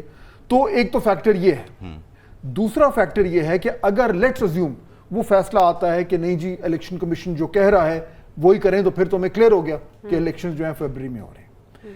اگر فیصلہ یہ ہوا, اب ہم مفروضوں میں جا رہے ہیں, پتنگ بازی تھوڑی کر لیتے ہیں, کر لیں, مفروضوں میں اگر جاتے ہیں, اگر یہ وہ فیصلہ کرتا ہے سپریم کورٹ کے نہیں 90 دن میں ہی ہونا ہے, تو پھر کیا ہوگا؟ اچھا, اس میں ایک چیز تو میں آپ کو بتا سکتا ہوں کہ میری ابھی پچھلے دنوں کئی لوگوں سے ایسے بات ہوئی اسی معاملے پہ. وہ لوگ جو فیصلہ ساز ہیں, اچھا, یا فیصلہ سازوں کے بہت قریب ہیں, ٹھیک ہے, کہ اگر ایسا ہو تو کیا ہوگا. ٹھیک ہے. مجھے جو انفارمیشن ملی ہے اس کے مطابق یہ ہے کہ سنا ہے کہ الیکشن کمیشن نے یہ کہا ہے کہ جی اگر عدالت نے یہ کہا کہ آپ نے 90 دن میں کرانے تو ہم کرا دیں گے. اچھا, تو پھر میرا اگلا سوال تھا کہ جی 90 دن تو وہ جو سٹاپ واچ تو شروع ہو گئی ہے نا اب تو ٹائم, تو ایک ہے, نومبر تک کی تاریخ ہے. ایک تو ہے کہ جی آپ کا کہنا کہ جی میں ہم کرا دیں گے, یعنی آپ کا ارادہ. دوسرا ہے آپ کی کیپیسٹی, یعنی کہ آپ ایکچولی اس وقت 90 دن میں کرا سکتے ہیں. تو اس کا جو مجھے انفارمیشن ملی ہے نا وہ یہ ہے کہ انہوں نے کہا ہے کہ جی ہم کرا لیں گے. ہاں, وہ 2017 کے جو مردم شماری جی اس کے تحت ہوگا, لیکن ہو جائے گا. تو اب یہ معاملہ دیکھیں کہاں پہ, یہاں پہ کھڑا ہے. اچھا, اس میں 51 آرٹیکل جو ہے آئین کا, اس کی سب کلاس 3(1) یہ کہتی ہے کہ جب نئی مردم شماری منظور ہو جائے تو پھر نئی مردم شماری کے تحت جانا ہے. تو آپ جہاں بھی جائیں گے at the end of the day آپ کہیں نہ کہیں کانفلکٹ کریٹ کر رہے ہوں گے کانسٹیٹیوشن آف پاکستان. بالکل درست. اس کا ذمہ کون لے گا؟ ہاں, اب دیکھیں اس میں انٹرسٹنگ بات کیا ہے. انٹرسٹنگ بات یہ ہے کہ یہ جو 90 دن یا ڈی لمیٹیشن کے بعد کا جو معاملہ ہے, یہ کوئی ایک دم بریکنگ نیوز تو نہیں ہے, یہ تو بڑے عرصے سے چل رہا ہے. اور جو پچھلی پی ڈی ایم کی گورنمنٹ تھی وہ بھی یہ سوچ سمجھ کے انہوں نے یہ معاملہ شروع کیا تھا کہ جی وہ سی سی آئی میں گیا, پھر اس کے پر انہوں نے کہا کہ جی مردم شماری کرائیں, کہ اگر یہ عدالت میں جاتا ہے تو پھر ایک تو بالکل سیدھا ہے کہ جی آئین کہتا ہے 90 دن میں کرائیں, بات ختم. بالکل. لیکن جو دوسری سائڈ کا آرگیومنٹ ہے کہ نہیں ٹھہریں ایک سیکنڈ, ہم آپ کو جو موقف دے رہے ہیں وہ بھی آئینی ہے جس کا آپ ذکر کر رہے ہیں, اس کی تیاری ہو چکی ہے. اچھا, تو وہ آخری نقطہ, تو وہ جو آرگیومنٹ آنا ہے سپریم کورٹ میں جب یہ لگے گا, وہ آرگیومنٹ تیار ہے اور وہ وہی ہے جس کے آپ ذکر کر رہے ہیں, آئینی آرگیومنٹ ہے. اب جج کون سا مانتے ہیں وہ آتے ہیں. آپ کچھ کہنا چاہ رہے ہیں؟ جویریہ بھی کہنا چاہ رہی ہیں. میں آپ کی اجازت سے ایک چھوٹا سا پوائنٹ, آپ جو بات کر رہے ہیں کہ یعنی آرگیومنٹ بھی تیار ہے, فیصلہ سازوں یا جو فیصلہ سازوں کے قریب ہیں وہ آپ کو یہ بتا رہے ہیں کہ یہ مان بھی لیا جائے گا, تو اس کا مطلب ہے صرف نون لیگ کو بھی کلیئرٹی نہیں ہے, باقی تمام فریقین کھیل کے 90 دن میں الیکشن چاہتے بھی ہیں اور تیار بھی ہیں. عبید, ایک ہوتا ہے کلیئرٹی ہونا, ایک ہوتا ہے کلیئرٹی کہنا, دو الگ چیزیں ہیں. میرے خیال میں اس وقت زیادہ تر جو لوگ ہیں یا جو سٹیک ہولڈرز ہیں وہ نہیں چاہتے کہ 90 دن میں الیکشن ہو. زیادہ تر جو کہہ رہے ہیں وہ بھی نہیں چاہتے. اگین میں جو پہلے کہہ رہا تھا کہ کہنے میں اور اس میں, کیونکہ obviously پبلک کنزمپشن ہے, ٹیکنیکلی جب آپ کہتے ہیں کہ جی 90 دن سے آگے جائیں تو آپ ویسے تو آپ ایک ہلکی سی ایک ویک وکٹ پہ آ جاتے ہیں. تو الیکشن کمیشن کے کندھے پہ لوگوں نے صرف بندوق نہیں رکھی, توپ رکھی ہوئی ہے, اور نے کہا کہ جی الیکشن کمیشن جو کہے گا وہ ہم کریں گے. لیکن کیونکہ آج صدر صاحب نے بھی خط لکھ دیا ہے تو معاملہ عدالت میں جا رہا ہے. اب اصل بات یہ کہ عدالت میں جو آرگیومنٹس ہوں گے دونوں سائڈ سے, ایک کہے گا جی آئین یہ کہتا ہے, دوسرا کہے گا آئین یہ کہتا ہے, دونوں طرف آئین ہی ہے, دونوں طرف آئین ہے. تو اب یہ ایک انٹرسٹنگ سر اگر ہم ماضی کی بات کریں، جب شہباز شریف صاحب سے جو سابق وزیر اعظم ہیں ان سے بات ہو رہی تھی کہ الیکشنز کب ہوں گے، اسمبلی کب تحلیل ہوگی، تب تو اسمبلی کی ڈیٹ بھی نہیں تھی، تو انہوں نے تاریخ تو دے دی کہ اسمبلی تو اس ڈیٹ پہ تحلیل ہوگی، لیکن انہوں نے بال جو ہے وہ الیکشن کمیشن کے کورٹ میں ڈال دیا تھا کہ ان کا استحقاق ہے کہ الیکشنز کب ہوتے ہیں۔ سر اب ہم دیکھ رہے ہیں کہ ایک جانب صدر کی جانب سے خط لکھا گیا ہے، دوسری جانب الیکشن کمیشن بھی متحرک ہو گیا ہے۔ اب سر کل کا جو ہونے والا اجلاس ہے اس کو آپ امپورٹنٹ دیکھ رہے ہیں، جس میں تمام جو جماعتوں کے نمائندے ہیں ان کو مدعو کیا گیا ہے؟ دیکھیے میرے خیال میں وہ اس لیے امپورٹنٹ ہے کیونکہ ویسے تو الیکشن کمیشن کی جو ذمہ داریاں ہیں وہ بالکل کلیئر ہیں، یہ جو کل اجلاس ہونے جا رہا ہے یہ بھی ان ذمہ داریوں کا حصہ ہے، تو اس کے مطابق انہوں نے وہ جو تمام تر اقدامات اٹھانے ہیں وہ انہوں نے اٹھانے ہیں۔ اب اس میں کیا مشاورت ہوگی، اس میں جو سیاسی جماعتیں ہیں وہ کیا موقف دیں گی، جو ان کا پبلکلی سٹیٹڈ موقف ہے وہ وہی آئے گا، پیپلز پارٹی جو کہتی رہی ہے وہ بھی ان کے سامنے وہی رکھیں گے، لیکن کل وہ فیصلہ جو ہے وہ تو نہیں ہوگا کہ کب ہو رہی الیکشن، ان کی رائے لے لی جائے گی تاکہ کل کو سیاسی جماعتوں کا اس میں سے بھی نہیں ہے، صرف ایک مشورے کی بالکل صحیح کہہ رہے ہیں، ان کی نہیں ہے کیونکہ فیصلہ یا تو الیکشن کمیشن کا ہے یا اب جس طرح ہم کہہ رہے ہیں کہ صدر صاحب کا، اب دیکھتے ہیں کیا ہوتا ہے۔ تو میرے خیال میں کل کے اجلاس کی جو اہمیت ہے جو ویریا وہ یہ ہے کہ جب عدالت میں یہ معاملہ جائے گا تو الیکشن کمیشن ہی کہے گا دیکھیں جی ہماری جو ذمہ داریاں تھیں ہم نے وہ پوری کر دی، ہم نے یہ بھی کر دیا، یہ بھی کر دیا، مشاورت بھی کر لی، ان تمام چیزوں کی روشنی میں ہمارا یہ ایک کنسیڈرڈ اوپینین ہے کہ ڈی لمیٹیشن ضروری ہے، اس کے بعد الیکشن جو ہے فیبری میں ہوں گے، اور الیکشن کمیشن کا یہ موقف ہے کہ جی جب ہم بات کر رہے ہیں کہ ڈی لمیٹیشن مردم شماری کے تحت ہم نے کرانی ہے تو وہ ہماری آئینی ریکوائرمنٹ ہے۔ اور میں آپ کو یہ بھی بات بتا دوں کہ جن لوگوں سے میری بات ہوئی انہوں نے مجھے یہ بتایا کہ اگر تو 90 دن میں الیکشن ہوئے اور کرانے پڑے تو الیکشن کمیشن کرائے گا، ابھی تک تو پوزیشن ہے، لیکن وہ یہ کیا کہ کرائیں گے کہ ہم کرا تو رہے ہیں لیکن ہمارا موقف یہ ہے کہ یہ غیر قانونی ہے کیونکہ یہ 2017 کی مردم شماری، اس کی توثیق شاید سپریم کورٹ آف پاکستان سے لینے کی کوشش کی جائے گی، یعنی کہ at the end of the day ہم اسی پیٹرن پہ ہیں کہ جہاں ہم شارع دستور پہ تکون کے نیچے سے چاہتے ہیں کہ مسئلہ آپ حل کر دیں، ہم بار بار نہیں جاتے۔ یہ ہماری بدقسمتی ہے کہ تمام تر معاملات ہماری اسے کہتے ہیں نا جوڈیشلائزیشن آف پالیٹکس، وہ تمام تر جو معاملے ہیں وہ ادھر جا رہے ہیں، وہیں سے آتے ہیں، پھر وہ جس کے حق میں آتا ہے وہ خوش ہوتا ہے، جس کے حق میں نہیں آتا وہ پھر انگلیاں اٹھاتا ہے، وہ ججز کی کردار کشی کرتا ہے۔ اچھا اس میں فاتح صاحب ایک چیز بڑی انٹرسٹنگ ہے، وہ یہ کہ آپ اگر ستمبر کے وسط تک دیکھتے ہیں تو جو صاحب ہیں جن کی ریٹائرمنٹ ہونے جا رہی ہے ان کے بارے میں وہ بڑا پریڈکٹیبل سا ایک سچویشن بن گئی ہے، لوگ بتاتے ہیں 2 لوگوں کی ریٹائرمنٹ ہونے جا رہی ہے ستمبر، نہیں میں چیف جسٹس صاحب کی بات کر رہا ہوں، وہ پریڈکٹیبل ہیں۔ اچھا ان کے بارے میں پریڈکٹیبل ہے، وہ بیٹھیں گے ان کے ساتھ یہ بیٹھے گا اور یہ ہو جائے گا۔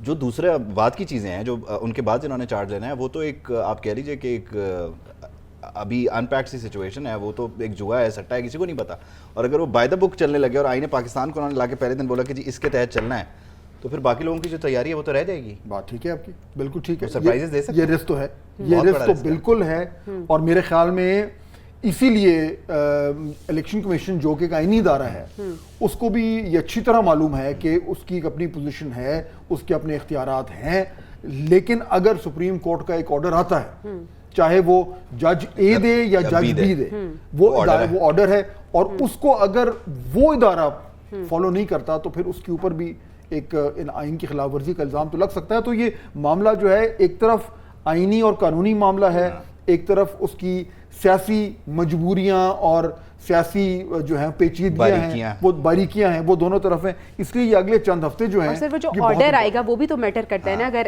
اے سے آئے گا تو کیا آتا ہے اور بی سے آئے گا تو کیا آتا ہے، تو یہ بھی بڑا میٹر کرے گا۔ اچھا فاتح صاحب آپ کی موجودگی میں ایک اور معاملہ ہے، ہم اس کو بھی ڈسکس کرنا چاہتے ہیں لیکن اس کے پہلے ذرا ایک ڈیٹیل جو ہے ویورز کے ساتھ شیئر کر دیتے ہیں، کیونکہ ہم صدر مملکت کی بار بار بات کریں تو صدر مملکت ڈاکٹر عارف علوی کے نئے پرنسپل سیکرٹری کی جو تعیناتی کا معاملہ ہے وہ اس وقت ایک تنازع بن چکا ہے۔ اسٹیبلشمنٹ ڈویژن نے اس سلسلے میں 3 سینئر افسران کا پینل الیکشن کمیشن کو بھیجنے کا فیصلہ کیا ہے۔ الیکشن کمیشن کی منظوری کے بعد یہ نام صدر کو بھیجوائے جائیں گے۔ نگران حکومت آنے کی وجہ سے کسی بھی اہم تعیناتی کے لیے الیکشن کمیشن سے پوچھنا ضروری ہو جاتا ہے۔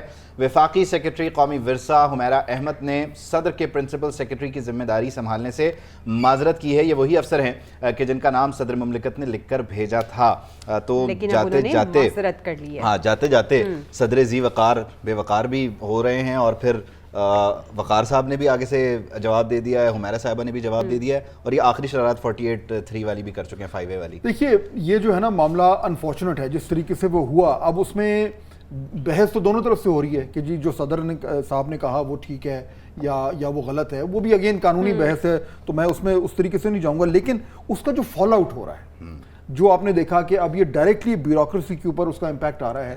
جو سینئر بیوروکریٹس ان کو بھی نظر آ رہا ہے کہ جہاں پہ اتنے ہائی لیول پہ ایک اتنا انٹینس قسم کا ایک کانفلکٹ جو ہے وہ ایرپٹ کر گیا ہے، تو اس میں وہ جائیں گے تو وہ بھی پسیں گے.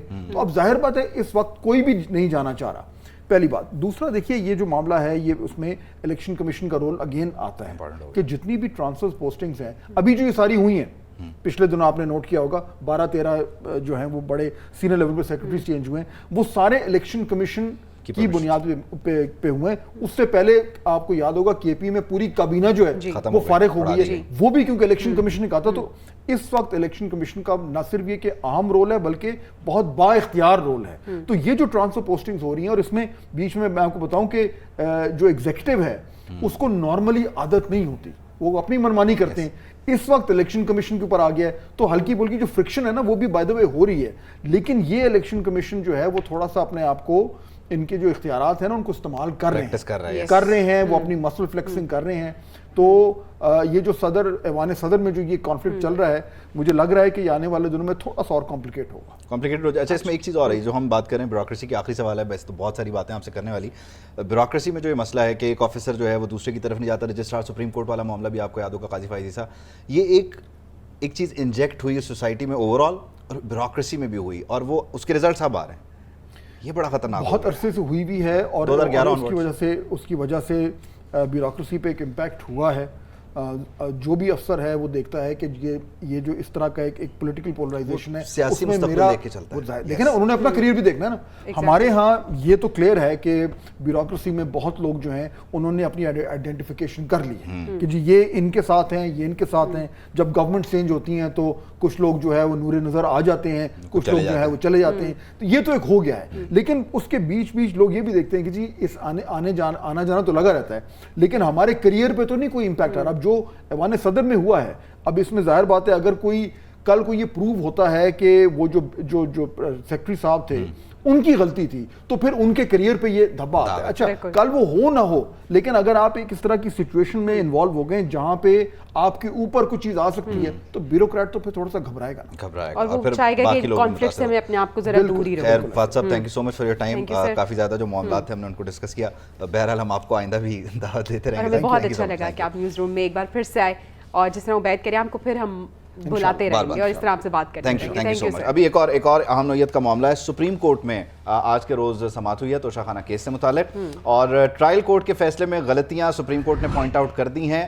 ہائی کورٹ کو کہا ہے کل اس معاملے کو سنیں. اب کل کا دن اس تناظر میں بڑا امپورٹنٹ ہو جاتا ہے کہ توشہ خانہ کیس میں جو سابق وزیر اعظم اٹک جیل چلے گئے ہیں وہ اس فیصلے کی حیثیت کیا ہے. ٹرائل کورٹ کا فیصلہ ہائی کورٹ میں چیلنج ہے، اور کیونکہ ہائی کورٹ کے آرڈرز پر ٹرائل کورٹ نے یہ فیصلہ کیا تھا تو ہائی کورٹ کا وہ پہلے والا جو آرڈر ہے اس کی کیا اسٹینڈنگ ہے، اس کی کیا حیثیت تھی، اس کو چیلنج کیا گیا ہے سپریم کورٹ میں. تو یہ لیئر بائی لیئر پروٹیکشن لینے کی پاکستان تحریک انصاف کی طرف سے جو کوشش کی گئی ہے، اس کا نتیجہ کیا نکلتا ہے یہ ڈیفینیٹلی کل پتہ چل جائے گا جب ہائی کورٹ اس سارے معاملے کو سنے گا. آج کے دن چیف جسٹس نے بڑے اہم ریمارکس دیے ہیں کہ بادی نظر میں ٹرائل کورٹ کے فیصلے میں کچھ غلطیاں ہیں، لیکن ہم ابھی مداخلت نہیں کریں گے. پہلے ہائی کورٹ میں ہونے والی سماعت کو دیکھیں گے، اور دوران سماعت سپریم کورٹ نے توشہ خانہ کیس اسلام آباد ہائی کورٹ کو واپس بھجوانے کا اندیہ دے دیا ہے، اور یہ کہا ہے کہ پہلے اسلام آباد ہائی کورٹ اس کو دیکھے، اگر پھر کوئی بات نہیں بنتی تو اس کے بعد ہم اس پہ فیصلہ کریں گے. تو چیئرمین پی ٹی آئی کی توشہ خانہ کیس میں سزا کے خلاف اپیلیں داخل کی گئی تھیں. اسلام آباد ہائی کورٹ میں درخواست پر سماعت ہوئی اور عدالت نے لطیف کھوسہ اور بابر اعوان کی چیئرمین پی ٹی آئی سے ملاقات کروانے کا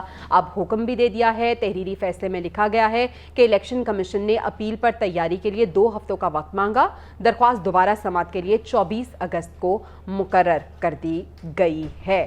تو یہ ہے پوری صورتحال توشہ خانہ کیس سے متعلق. اب دیکھنا یہ ہے کہ کل کے روز جو یہ سماعت ہونے جا رہی ہے اب اس میں کیا فیصلہ ہوتا ہے. جس طرح سے قانونی ماہر بھی ہمارے ساتھ موجود تھے، وہ کہتے ہیں آپشنز ہیں، ہو سکتا ہے کہ ریلیف مل جائے، اور اگر نہیں ملتا تو کیا. ایک طرح سے آپ کہہ رہے ہیں کہ ان کے لیگل ٹیم کا حصہ ہیں تو ان کی امیدیں دوسری طرف سے ہیں، جبکہ کچھ جو مخالف نقطہ نظر کے لوگ ہیں وہ یہ سمجھتے ہیں کہ ہائی کورٹ کا جو پہلے کا فیصلہ تھا جس میں انہوں نے کہا کہ جج ہمایوں دلاوری اس معاملے کو سنیں گے، قابل سماعت ہونے نہ ہونے سے متعلق جو فیصلہ کیا گیا تھا وہ سمجھتے ہیں کہ وہ ٹھیک تھا. لیکن بہرحال میرے آپ کے ٹھیک کہنے کہنے یا نہ کہنے سے کچھ نہیں ہوتا. یہ سارے معاملات جو ہیں ان کے لیے ایک لیگل جو فرنٹ ہے اس سے ان کی توثیق ہونا بڑا ضروری ہے. تو ہائی کورٹ کا بھی دروازہ کھٹکھٹایا گیا ہے, سپریم کورٹ آف پاکستان کا بھی دروازہ کھٹکھٹایا گیا ہے, اور جو ہائی کورٹ کی غلطیاں وہ سپریم کورٹ لے جائی گئی ہیں اور جو ٹرائل کورٹ کی غلطیاں ہیں وہ ہائی کورٹ لے جائی گئی ہیں. ٹھیک ہے, عابد زبیری صاحب ماہر قانون ہمارے ساتھ موجود ہیں, ان سے ہم جان لیتے ہیں کہ قانون کیا کہتا ہے. آج جو ریمارکس آئے ہیں چیف جسٹس کی جانب سے اس کے تناظر میں اب کل جو سماعت ہونے جا رہی ہے تو کیا ریلیف ملتا ہوا نظر آ رہا ہے چیئرمین پی ٹی آئی کو؟ عابد صاحب. بسم اللہ الرحمن الرحیم. میری ڈیزگنیشن اس وقت president supreme court bar association ہے. جی پلیز. جی ماہر قانون تو ہوں گا لیکن جی ٹھیک ہے. جی تو دیکھیے سب سے بڑی یہ بات ہم نے آپ کے چینلز پہ پہلے بھی آ کے کہی ہے کہ جو فیصلہ ہمایوں دلاور صاحب کا تھا اس میں بہت سیریس غلطیاں ہیں. میرٹ کی میں ابھی بات نہیں کر رہا. اور جس طرح سے کیس ریمانڈ ہوا تھا فرام دا ہائی کورٹ, ان کا آرڈر ریگارڈنگ جورسڈکشن انہوں نے ہائی کورٹ نے سیٹ اسائڈ کیا تھا 2 دفعہ پہلے, اور ان سے کہا تھا کہ آپ اس پہ ان کی جورسڈکشن کا ایشو ڈیسائیڈ کر کے پھر میرٹس پہ جائیں. لیکن جو ایک چیز بڑی ہائی کورٹ میں عجیب سی ہوئی کہ ان کی جو اپلیکیشن تھی عمران خان صاحب کی ریگارڈنگ کہ جی ان کی سائٹ کلوز کر دی ہے, ان کو گواہان کا پیش کرنے کا موقع نہیں دیا, وہ پینڈنگ رہی کورٹ میں, اسلام آباد ہائی کورٹ میں. اسی کا انہوں نے اس کا ہی کیس انہوں نے چیلنج کر دیا سپریم کورٹ میں اس آرڈر کو جو میرے خیال سے آج لگا ہوا تھا, جس کے اندر کچھ آبزرویشن آئی ہیں.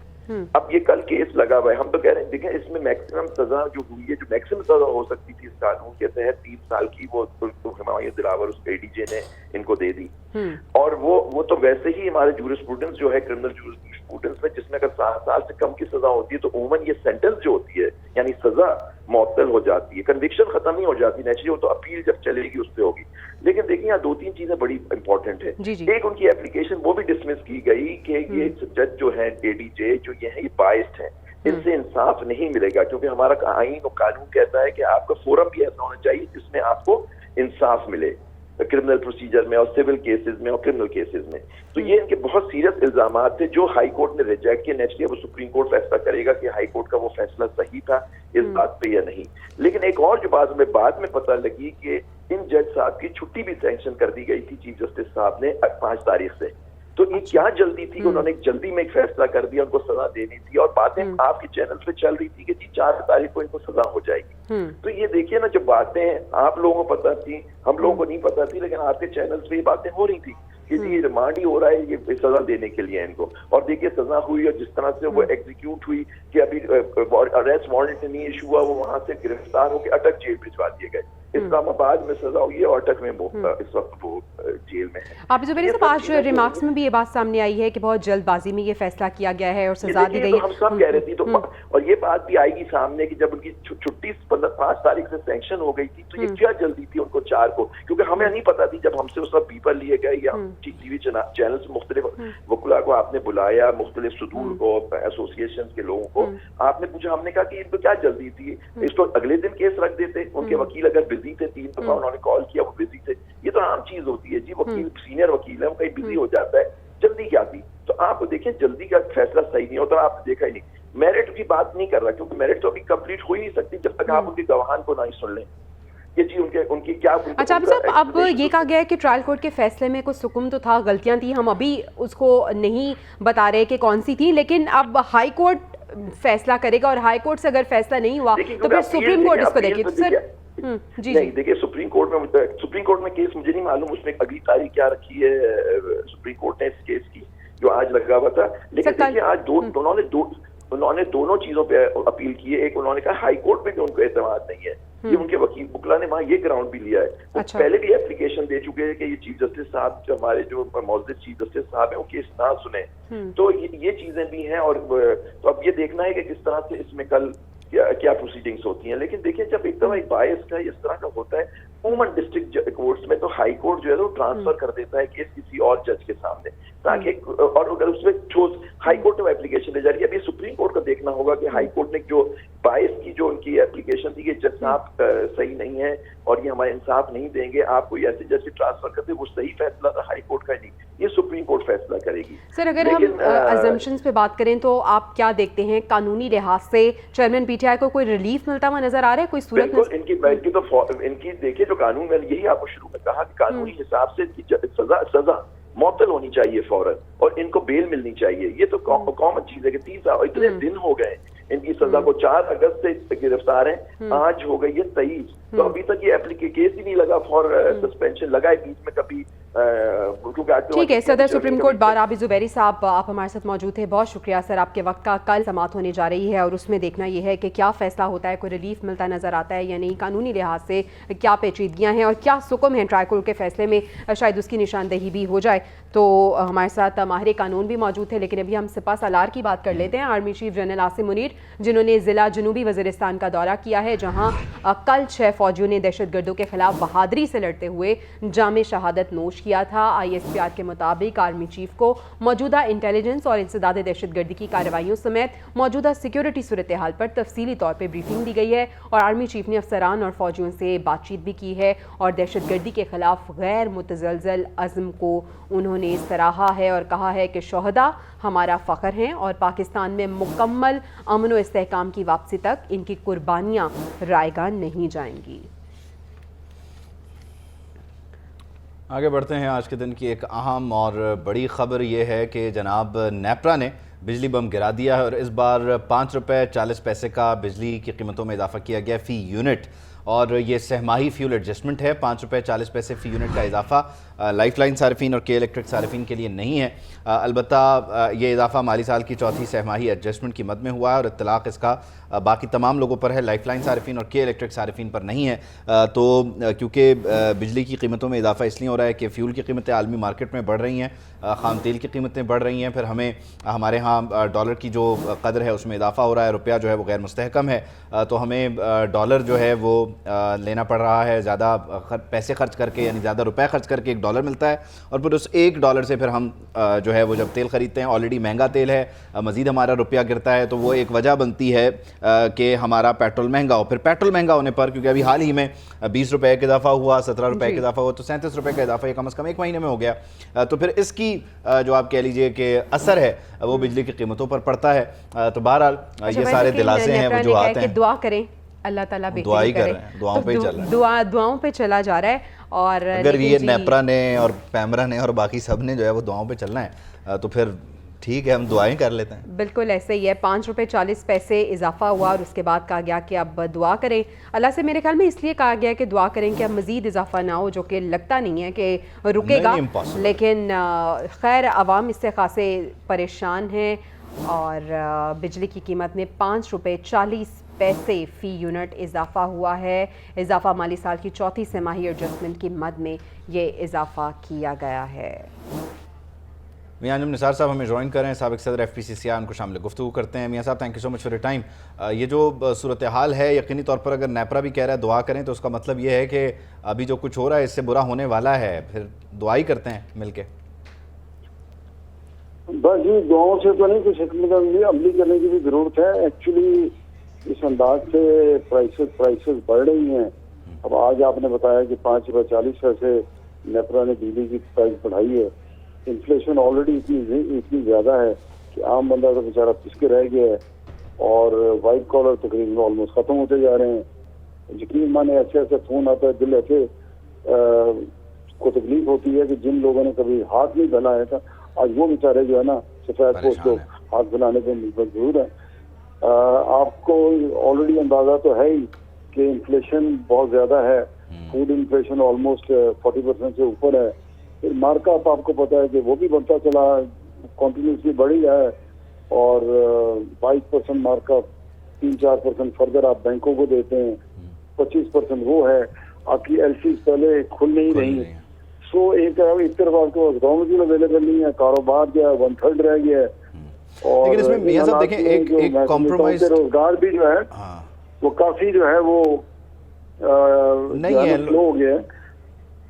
اور میں سمجھتا ہوں کہ ان حالات میں جو اگلے چند ماہ میں اگر اس طرح کے حالات چلے, بے روزگاری اور انڈسٹریل جو ہے وہ ٹیکسٹائل انڈسٹری بہت ساری بند ہو گئی, آٹو بند ہو گئی, انڈسٹریز بند ہو رہی ہیں, اور اس میں جو جس کے بلبوتے پہ یہ معیشت چلنی یعنی ایکسپورٹ انڈسٹری, اس کو کوئی ریلیف نہیں ہے, اور یقینی طور پر یہ ایک بہت بڑا چیلنج ہے. میاں انجم نثار صاحب thank you so much for your time. ہمیں ایک بریک لینے کا کہا روم عبید, بریک پہ جانے سے پہلے بھی ہم مہنگائی کی بات کر رہے تھے, بجلی کی بڑھتی قیمتوں کی بات کر رہے تھے, اور بریک سے واپس آنے کے بعد بھی وہی سلسلہ ہم جاری رکھیں گے۔ بیچ میں بریک ہے، مہنگائی میں کوئی بریک نہیں ہے۔ بالکل ایسے ہی ہے۔ سال 2022-23 کی آڈٹ رپورٹ کی اگر ہم بات کریں تو بجلی کی تقسیم کار کمپنیز کی کارکردگی کو اس نے غیر تسلی بخش قرار دے دیا ہے۔ تقسیم کار کمپنیز نے صارفین کو 2302 ارب سے زائد کے بلز بھیجے، 1849 ارب کی ریکوری کی گئی۔ ڈسکوز نے 453 ارب کی ریکوری ہی نہیں کی۔ پاور سیکٹر میں 1000 ارب روپے کے ڈیڈ ڈیفالٹرز کا بھی انکشاف ہوا ہے۔ اس کے ساتھ ساتھ نادہندگان نے پاور سیکٹر کا مالی توازن بگاڑ دیا ہے، بوجھ بڑھا دیا گیا ہے۔ غیر معیاری پاور پلانٹ چلانے سے صارفین کو 41 ارب کا اضافی بل دینا پڑا۔ مہنگے درآمدی فیول کی وجہ سے 126 ارب کا خزانے پر بوجھ پڑا ہے۔ تو سال 2022-23 کی آڈٹ رپورٹ جس میں یہ تمام تر تفصیلات سامنے آ چکی ہیں۔ اب تو یہ تو آڈٹ ہے نا کہ کیا کیا غلط ہوا، ڈسکوز کی جو کارکردگی ہے وہ آپ کے سامنے ہے، لیکن بجلی مہنگی ہوتی کیوں ہے، اس کی جو وجوہات ہیں وہ بھی آپ کے سامنے رکھتے ہیں۔ تو یقینی طور پر اس کی ایک پہلی بڑی بنیادی وجہ یہ ہے کہ درآمدی ایندھن کی بڑھتی ہوئی قیمت ایک بڑا رول پلے کرتی ہے۔ خاص طور پر LNG کی بات کریں تو اس کی قیمت میں ایک سال میں $8 سے $42 تک یہ چلی گئی ہے، تو ایک بہت بڑا اضافہ ہے۔ دوسری چیز یہ ہے کہ فیول پرائس ایڈجسٹمنٹ کا جو طریقہ کار ہے، نیپرا کو ایندھن کی قیمتوں میں تبدیلی کی بنیاد پر اضافے کی اجازت ملتی ہے، اور نیپرا جو ہے وہ ہر سہ ماہی میں یا پھر ماہانہ بنیادوں پر بھی اضافہ کرتا ہے۔ سستے اور قابل تجدید توانائی کے ذرائع کی کمی ہے، شمسی توانائی یا پھر جو ہوا کے ذریعے بجلی پیدا کرنے کے منصوبے ہیں ان پر ہمارا انحصار ہے ہی نہیں، بلکہ ہم فرنس آئل کے ذریعے سے بجلی پیدا کر رہے ہیں۔ پھر پاور سیکٹر کی ناقص گورننس اور انتظام، خسارے اور گردشی قرضے بڑھتے ہیں، محکمے کی ناکامیوں کا بوجھ جو ہے وہ صارفین پر ڈال دیا جاتا ہے۔ تو ایک تو آپ عالمی مارکیٹ میں تیل مہنگا ہوتا ہے، پھر آپ کا ڈالر سٹیبل نہیں ہے، پھر آپ کی جو تقسیم کار کمپنیز ہیں ان کی کارکردگی ہے، لائن لاسز ہیں، ریکوریز نہیں ہیں، یہ تمام تر وجوہات ہیں۔ لیکن عبید جس طرح ڈالر کی آپ نے میں کر رہا ہوں اور آپ کر رہی ہیں جی ہاں، اور اگر ہم ڈالر کی بات کریں تو پاکستان کرنسی جناب ایک بار پھر ڈاؤن ہوئی اور اوپن مارکیٹ میں ڈالر 6 روپے مہنگا ہو گیا۔ اوپن مارکیٹ میں ڈالر کی قیمت 312 روپے تک جا پہنچی ہے۔ ملک بوستان صاحب ہمیں جوائن کریں، ان سے پوچھتے ہیں کہ کیا وجہ ہے، ہو کیا رہا ہے اور یہ سنبھلے گا کب تک۔ ملک بوستان صاحب، thank you so much for your time. آپ کے پاس بڑی تجاویز ہوتی ہیں، 300 کا ہو گیا ہے ڈالر، کچھ بتائیں، کوئی ترکیب لڑائیں سر، بس ہو گئی ہے۔ ساری ترکیبیں فیل ہو گئی ہیں کیونکہ ترکیب لینے نہیں چاہتے، عمل نہیں کرنا چاہتے۔ جب عمل نہیں کرو گے تو ترکیب کیا کرے گی؟ تو آپ اب مدد نہیں کرنا چاہتے، کیوں؟ کون نہیں مان رہا آپ کی ترکیبیں؟ بھائی حکومت ہی نہیں کر رہی۔ حکومت کو ہم نے کہا ہے کہ انٹر بینک میں ڈالر کو چلانا پڑا ہے کہ پہلے تو آ رہا ہے مارکیٹ میں ہر چیز مہنگی ہو جائے، ڈالر سے ہر چیز کا فرق پڑتا ہے۔ اس وقت اگر سمجھو سبزیوں تک بھی آپ کی باہر سے آ رہی ہیں تو وہ سبزی بھی مہنگی ہو جاتی ہے، وہ مہنگا ہو جاتا ہے، کھانے پینے کی ہر چیز مہنگی ہو جاتی ہے۔ تو اس کو آپ کسی لیول پہ رکھیں، لیکن وہ کوئی لیول رکھنے نہیں چاہتے۔ تو وہ لیول تو رکھنے کا جو کیپ لگانے کا طریقہ کار تھا وہ تو ختم کر دیا نا، IMF کے پاس ہے ہم، وہ ظاہر ہے وہ IMF کہنے سے چلیں گے تو پھر تو سب کچھ ہی تباہ کر دیں گے، وہ ان کو کہنے کی حد تک ہوتا ہے، لیکن آپ نے اپنے روپے کو کنٹرول کرنا آپ کا اختیار ہے۔ پوری دنیا کے سینٹرل بینک اپنے روپے کو کنٹرول کرتے، اور بالکل یہ نہیں کہ جب اس کو مارکیٹ کرے نا سروں پہ چھوڑ اور وہ ڈالر جو ہے بڑھتے بڑھتے آپ کو مارکیٹ کو ہی تباہ کر دے، تو یہ نہ کہیں پڑے گی، ہاتھ سے باہر کوئی بھی چیز نکلیت کرو۔ اس میں بوستان صاحب آپ نہیں سمجھتے جو ایکسچینجرز ہیں ان کی طرف سے جو ضابطے ہیں ان کی پاسداری بھی بڑی ضروری ہے، یعنی جب آپ سیلنگ کر رہے ہیں کس کو کر رہے ہیں، کتنے کر رہے ہیں، اس کی ایک لمٹ بھی ہے، حدود و قیود بھی ہے نا۔ اگر آپ اسے ان دی مارکیٹ اور آؤٹ آف دی مارکیٹ اگر آپ فیورز دینے لگیں گے لوگوں کو تو یہ بھی تو بیلنس خراب کرتا ہے نا، نہیں؟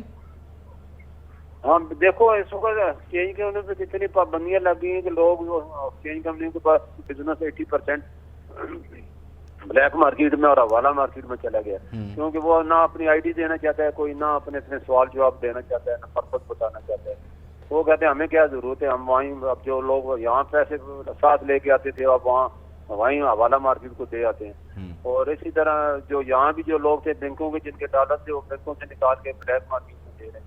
تو یہ ایکسچینج کمپنی کاؤنٹر پہ بہت کم لوگ آ رہے ہیں، وہی لوگ آ رہے ہیں جو کہ جینین ہے اور جن کو مطلب ہے لینے کے لیے تو آ رہے ہیں، دینے کے لیے بالکل یہ شرح کم ہوئی۔ اچھا، اوپن مارکیٹ میں جب لین دین زیادہ ہو گیا تو اس بات سے پھر اندازہ لگائیں کہ جو پہلے مسئلہ تھا پڑوس میں جا رہا تھا ڈالر، اب بھی جا رہا ہے؟ ہاں بالکل جا رہا ہے، کیونکہ 15,000 لوگ ڈیلی یہاں سے پاکستان سے وہاں سفر کرتے ہیں اور وہاں کا ریٹ کیونکہ 10 روپے زیادہ ہوتا ہے، تو $1,000 انہوں نے الاؤ لے جانا، $15 ملین تو آپ کے ویسے ہی چلے جاتے ہیں آفیشیل طریقے سے۔ تو اس کے لیے میں نے حکومت کو کہا کہ آپ اس کو جو ہے پابندی لگا دیں، ان کو کہیں پاکستانی روپے بھی وہاں ایکسچینج کیبل ہے اور وہاں افغانی بھی چلتے ہیں. 2 اور کرنسی پہ پابندی جیسے انڈیا پہ ہم نے لگائی ہوئی ہے, ان کے ساتھ بھی لگا کہ ہم اس کو. اور یہ صرف افغانستان جا رہا ہے یا دوسرے ملک بھی جا رہا ہے؟ دوسرا جو پڑوسی افغانستان زیادہ جا رہا ہے, زیادہ افغانستان یا ایران جاتا ہے. ہماری 32 زیادہ افغانستان جا رہا ہے اور ایران بھی اس بہتی گنگا میں ہاتھ دھو رہا ہے. بہرحال ہاں اکنامک سیکشن ہے افغانستان سے تو یہ ہوتا ہے کہ چلا جاتا ہے, اس کے بدلے کچھ آتے نہیں ہے. ایران سے جو اسمگلنگ ہو کے جاتا ہے اس کے بدلے مال آ جاتا ہے. ہماری ڈیوٹی جو ہے وہ ٹھیک ہے. تو ڈالر کی اسمگلنگ ایک بہت بڑا مسئلہ, وقت کی کمی ہے. ملک بوستان صاحب thank you so much for your time. آپ نے بتایا کہ ڈالر کی اسمگلنگ ایک بڑا بنیادی مسئلہ ہے. دوسرا, ملک بوستان صاحب تو اتنے دل برداشت ہیں, وہ کہتے ہیں بات مانتے نہیں, ہماری مشورے ہم سے لیتے رہتے ہیں. مشورہ کیونکہ ان کے پاس ہے, میں بتا رہا ہوں ان کے پاس ہے کوئی فارمولا, وہ دے نہیں رہے, وہ بیچیں گے کسی کو مہنگے داموں, وہ دے نہیں رہے ہیں. اچھا چلیں ٹھیک ہے, کیونکہ ہمارے پاس لوگ ایسے موجود ہیں, یقیناً ایسے عہدوں پہ بیٹھے ہوئے ہیں, اسٹریٹجیز موجود ہیں اور ہونی بھی چاہیے, اور ان اسٹریٹجیز کو صرف موجود نہیں ہونی چاہیے بلکہ ان کی ایگزیکیوشن بھی ہونی چاہیے, لیکن ہوتی نہیں ہے. خیر آگے بڑھتے ہیں. نگران وزیر اعظم کی بات کرتے ہیں جنہوں نے دہشت گردوں کو آج للکارتے ہوئے کہا ہے کہ خودکش حملہ اور حملہ آور جو ہیں وہ جہنم کے کتے ہیں, دہشت گرد گمراہ تھے اور گمراہ ہیں, ان کو پتہ نہیں کہ ان کا واسطہ کس سے پڑا ہے. ہمارے حوصلے پست نہیں ہوں گے, ہم شہادت سے گریز نہیں کریں گے. دہشت گرد کچھ عرصے تک لڑ سکتے ہیں, لمبے عرصے تک لڑائی کی سکت نہیں رکھتے ہیں, ان کی جانب سے کہا گیا ہے. قطعاً کسی صورت میں بھی ریڈیکلائزیشن کے سامنے, ایکسٹریمزم کے سامنے, انٹالرنس کے سامنے سرنڈر نہیں کرے گا. Surrender is not an option. We will fight no matter what. ہم کوئی ایسی طاقت نہیں ہے جو یہاں سے 5000 میل کہیں چلے جائیں گے. دس از ہوم, یہ ہمارا گھر ہے اور ہمارے گھر کو ہم اپنے انداز سے چلائیں گے. جس کو یہ غلط فہمی ہے کہ اس طرح کی کبھی اور حرکتوں سے وہ یا ہمارے حوصلے پست ہو جائیں گے یا ہم تھکاوٹ کا شکار ہو جائیں گے, وہ اپنی غلط فہمی دور کر لیں. نہ ہم اپنے شہداء کو بھولیں گے, نہ ہم اپنے شہداء کی حرمتوں کو بھولیں گے, نہ ان کی قربانیوں کو بھولیں گے, اور نہ آگے شہادت دینے سے گریز کریں گے. وی ول پرسو دیم. ان کو پاکستانی قوم کی ریزالو کا شاید اندازہ نہیں ہے. میں دوبارہ ری ٹریٹ کر دوں کہ ہم اپنا ٹیکس کلیکشن خود کر کے اپنے لا انفورسمنٹ پہ اسی ٹیکس کا پیسہ لگا کے اپنا نظام چلا رہے ہیں. ہم کسی خیرات پہ یہ لڑائی نہیں لڑ رہے. ایک جانب ہم نے دیکھا ہے کہ نگران وزیر اعظم انوار الحق کاکڑ جو ہیں وہ دہشت گردوں کو للکارتے ہوئے نظر آ رہے ہیں. دوسری جانب سپہ سالار نے بھی آج لاؤڈ اینڈ کلیئر میسج دے دیا ہے. اس سب پہ بات کرنے کے لیے سید محمد علی ماہر سلامتی امور ہمارے ساتھ موجود ہیں. بہت شکریہ سید علی صاحب آپ کے وقت کا. سر آپ کس طرح سے دیکھ رہے ہیں ایک جانب تو دہشت گردی کے یہ بڑھتے واقعات اور دوسری جانب ہم دیکھ رہے ہیں کہ مشترکہ پالیسی اپنائی جا رہی ہے جو عسکری اور حکومتی جو قیادت ہے وہ ایک پیش پہ نظر آ رہی ہے اور دو ٹوک موقف ہے ان کا؟ بہت شکریہ جناب. دیکھیں اس کے 3 پہلو پہ میں بریفلی بات کرنا چاہوں گا. پہلا پہلو تو یہ ہے کہ یہ ایک خوشائند بات ہے کہ پاکستان کی سیاسی قیادت اور پاکستان کی فوجی قیادت دونوں جو ہیں وہ کاؤنٹر ٹیررزم کے حوالے سے ایک ہی سوچ رکھتے ہیں. ان کی کمٹمنٹ بھی یکساں نظر آتی ہے اور تاکہ یہ ڈیسیجن میکنگ کے لیے بہت امپورٹنٹ ہے. دوسرا پہلو یہ ہے کہ اگر کوئکلی آپ اس کو کمپیئر کریں کہ اب سے تقریباً 1.5 سال پہلے آپ کو نظر آ رہا تھا جو حکومت برسر اقتدار تھی اس نے بہت زیادہ سمپتھی کا مظاہرہ کیا تھا ان دہشت گرد تنظیموں کے حوالے سے, جس کو ان تنظیموں نے ٹائم بائی کرنے کے لیے اور اپنے آپ کو ری انفورس کرنے کے لیے اور اپنی صلاحیتوں میں اضافے کے لیے استعمال کیا. تو میں اس بات کو ایک خوشائند بات سمجھتا ہوں کہ جو موجودہ فوجی قیادت ہے اور جو موجودہ سیاسی قیادت ہے اس کو اس بات کا ادراک ہے کہ یہ غلطی تھی اور دہشت گردی کا جامعہ انداز میں فیصلہ کن انداز میں خاتمہ جو ہے وہ ملک کی قومی سلامتی کی ایک بہت اہم ضرورت ہے. یہ اس کا دوسرا پہلو ہے. تیسرا پہلو یہ ہے کہ جیسے ہی آپ نے دیکھا کہ پاکستان آرمی کی کمانڈ چینج ہوئی تو اس کے بعد انہوں نے اس وقت کی بھی سیاسی قیادت کو کانفیڈنس میں لیا اور موجودہ سیاسی قیادت نے مزید زیادہ سپورٹ کا اظہار کیا ہے اس حوالے سے.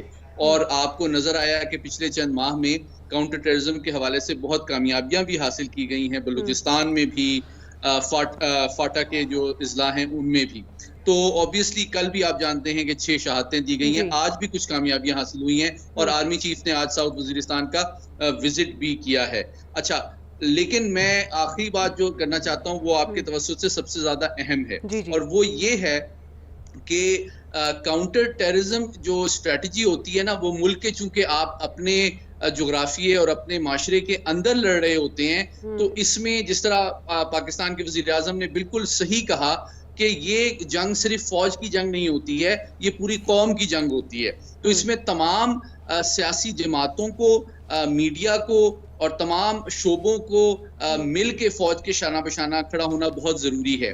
اور اس لیے مجھے احتمال یہ ہے کہ جو پی ٹی آئی تھی اس نے تو ایک سمپتھی کا مظاہرہ کیا تھا جس کو دہشت گردوں نے یوز کیا. اسی طرح پی ٹی ایم کا بھی جو طرز عمل ہے وہ کافی تشویشناک ہے, کیونکہ وہ فوج کے حوالے سے جو شک و شبہات پیدا کرنے کی کوشش کرتے ہیں اور ریاستی اداروں اور عوام کے درمیان غلط فہمیاں پیدا کرنے کی کوشش کرتے ہیں. دہشت گرد عناصر جو ہیں لیکن سر پاک فوج کو ہم نے ہمیشہ دیکھا ہے کہ وہ کسی بھی مشکل وقت میں, مشکل گھڑی میں ہمیشہ قوم کے ساتھ ہوتی ہے, اور قوم بھی جو ہے وہ اپنی پاک فوج کو خراج عقیدت پیش کرتی ہے. سر اس سے پہلے بھی ہم نے دیکھا تھا کہ سپہ سالار کی جانب سے جب بلوچستان کے دورے پہ تھے اور انہوں نے وہاں کے قبائلی مائدین سے بھی گفتگو کی, اس وقت بھی بڑا واضح موقف انہوں نے رکھا تھا. انہوں نے اندرونی اور بیرونی دشمنوں کے حوالے سے بات کی تھی. آج بھی جب انہوں نے دورہ کیا تو آج بھی انہوں نے ایک کلیئر میسج دیا ہے. دہشت گردی کے واقعات میں یہ میسیجز اور ان کی ٹائمنگز کتنے امپورٹنٹ آپ سمجھتے ہیں سر؟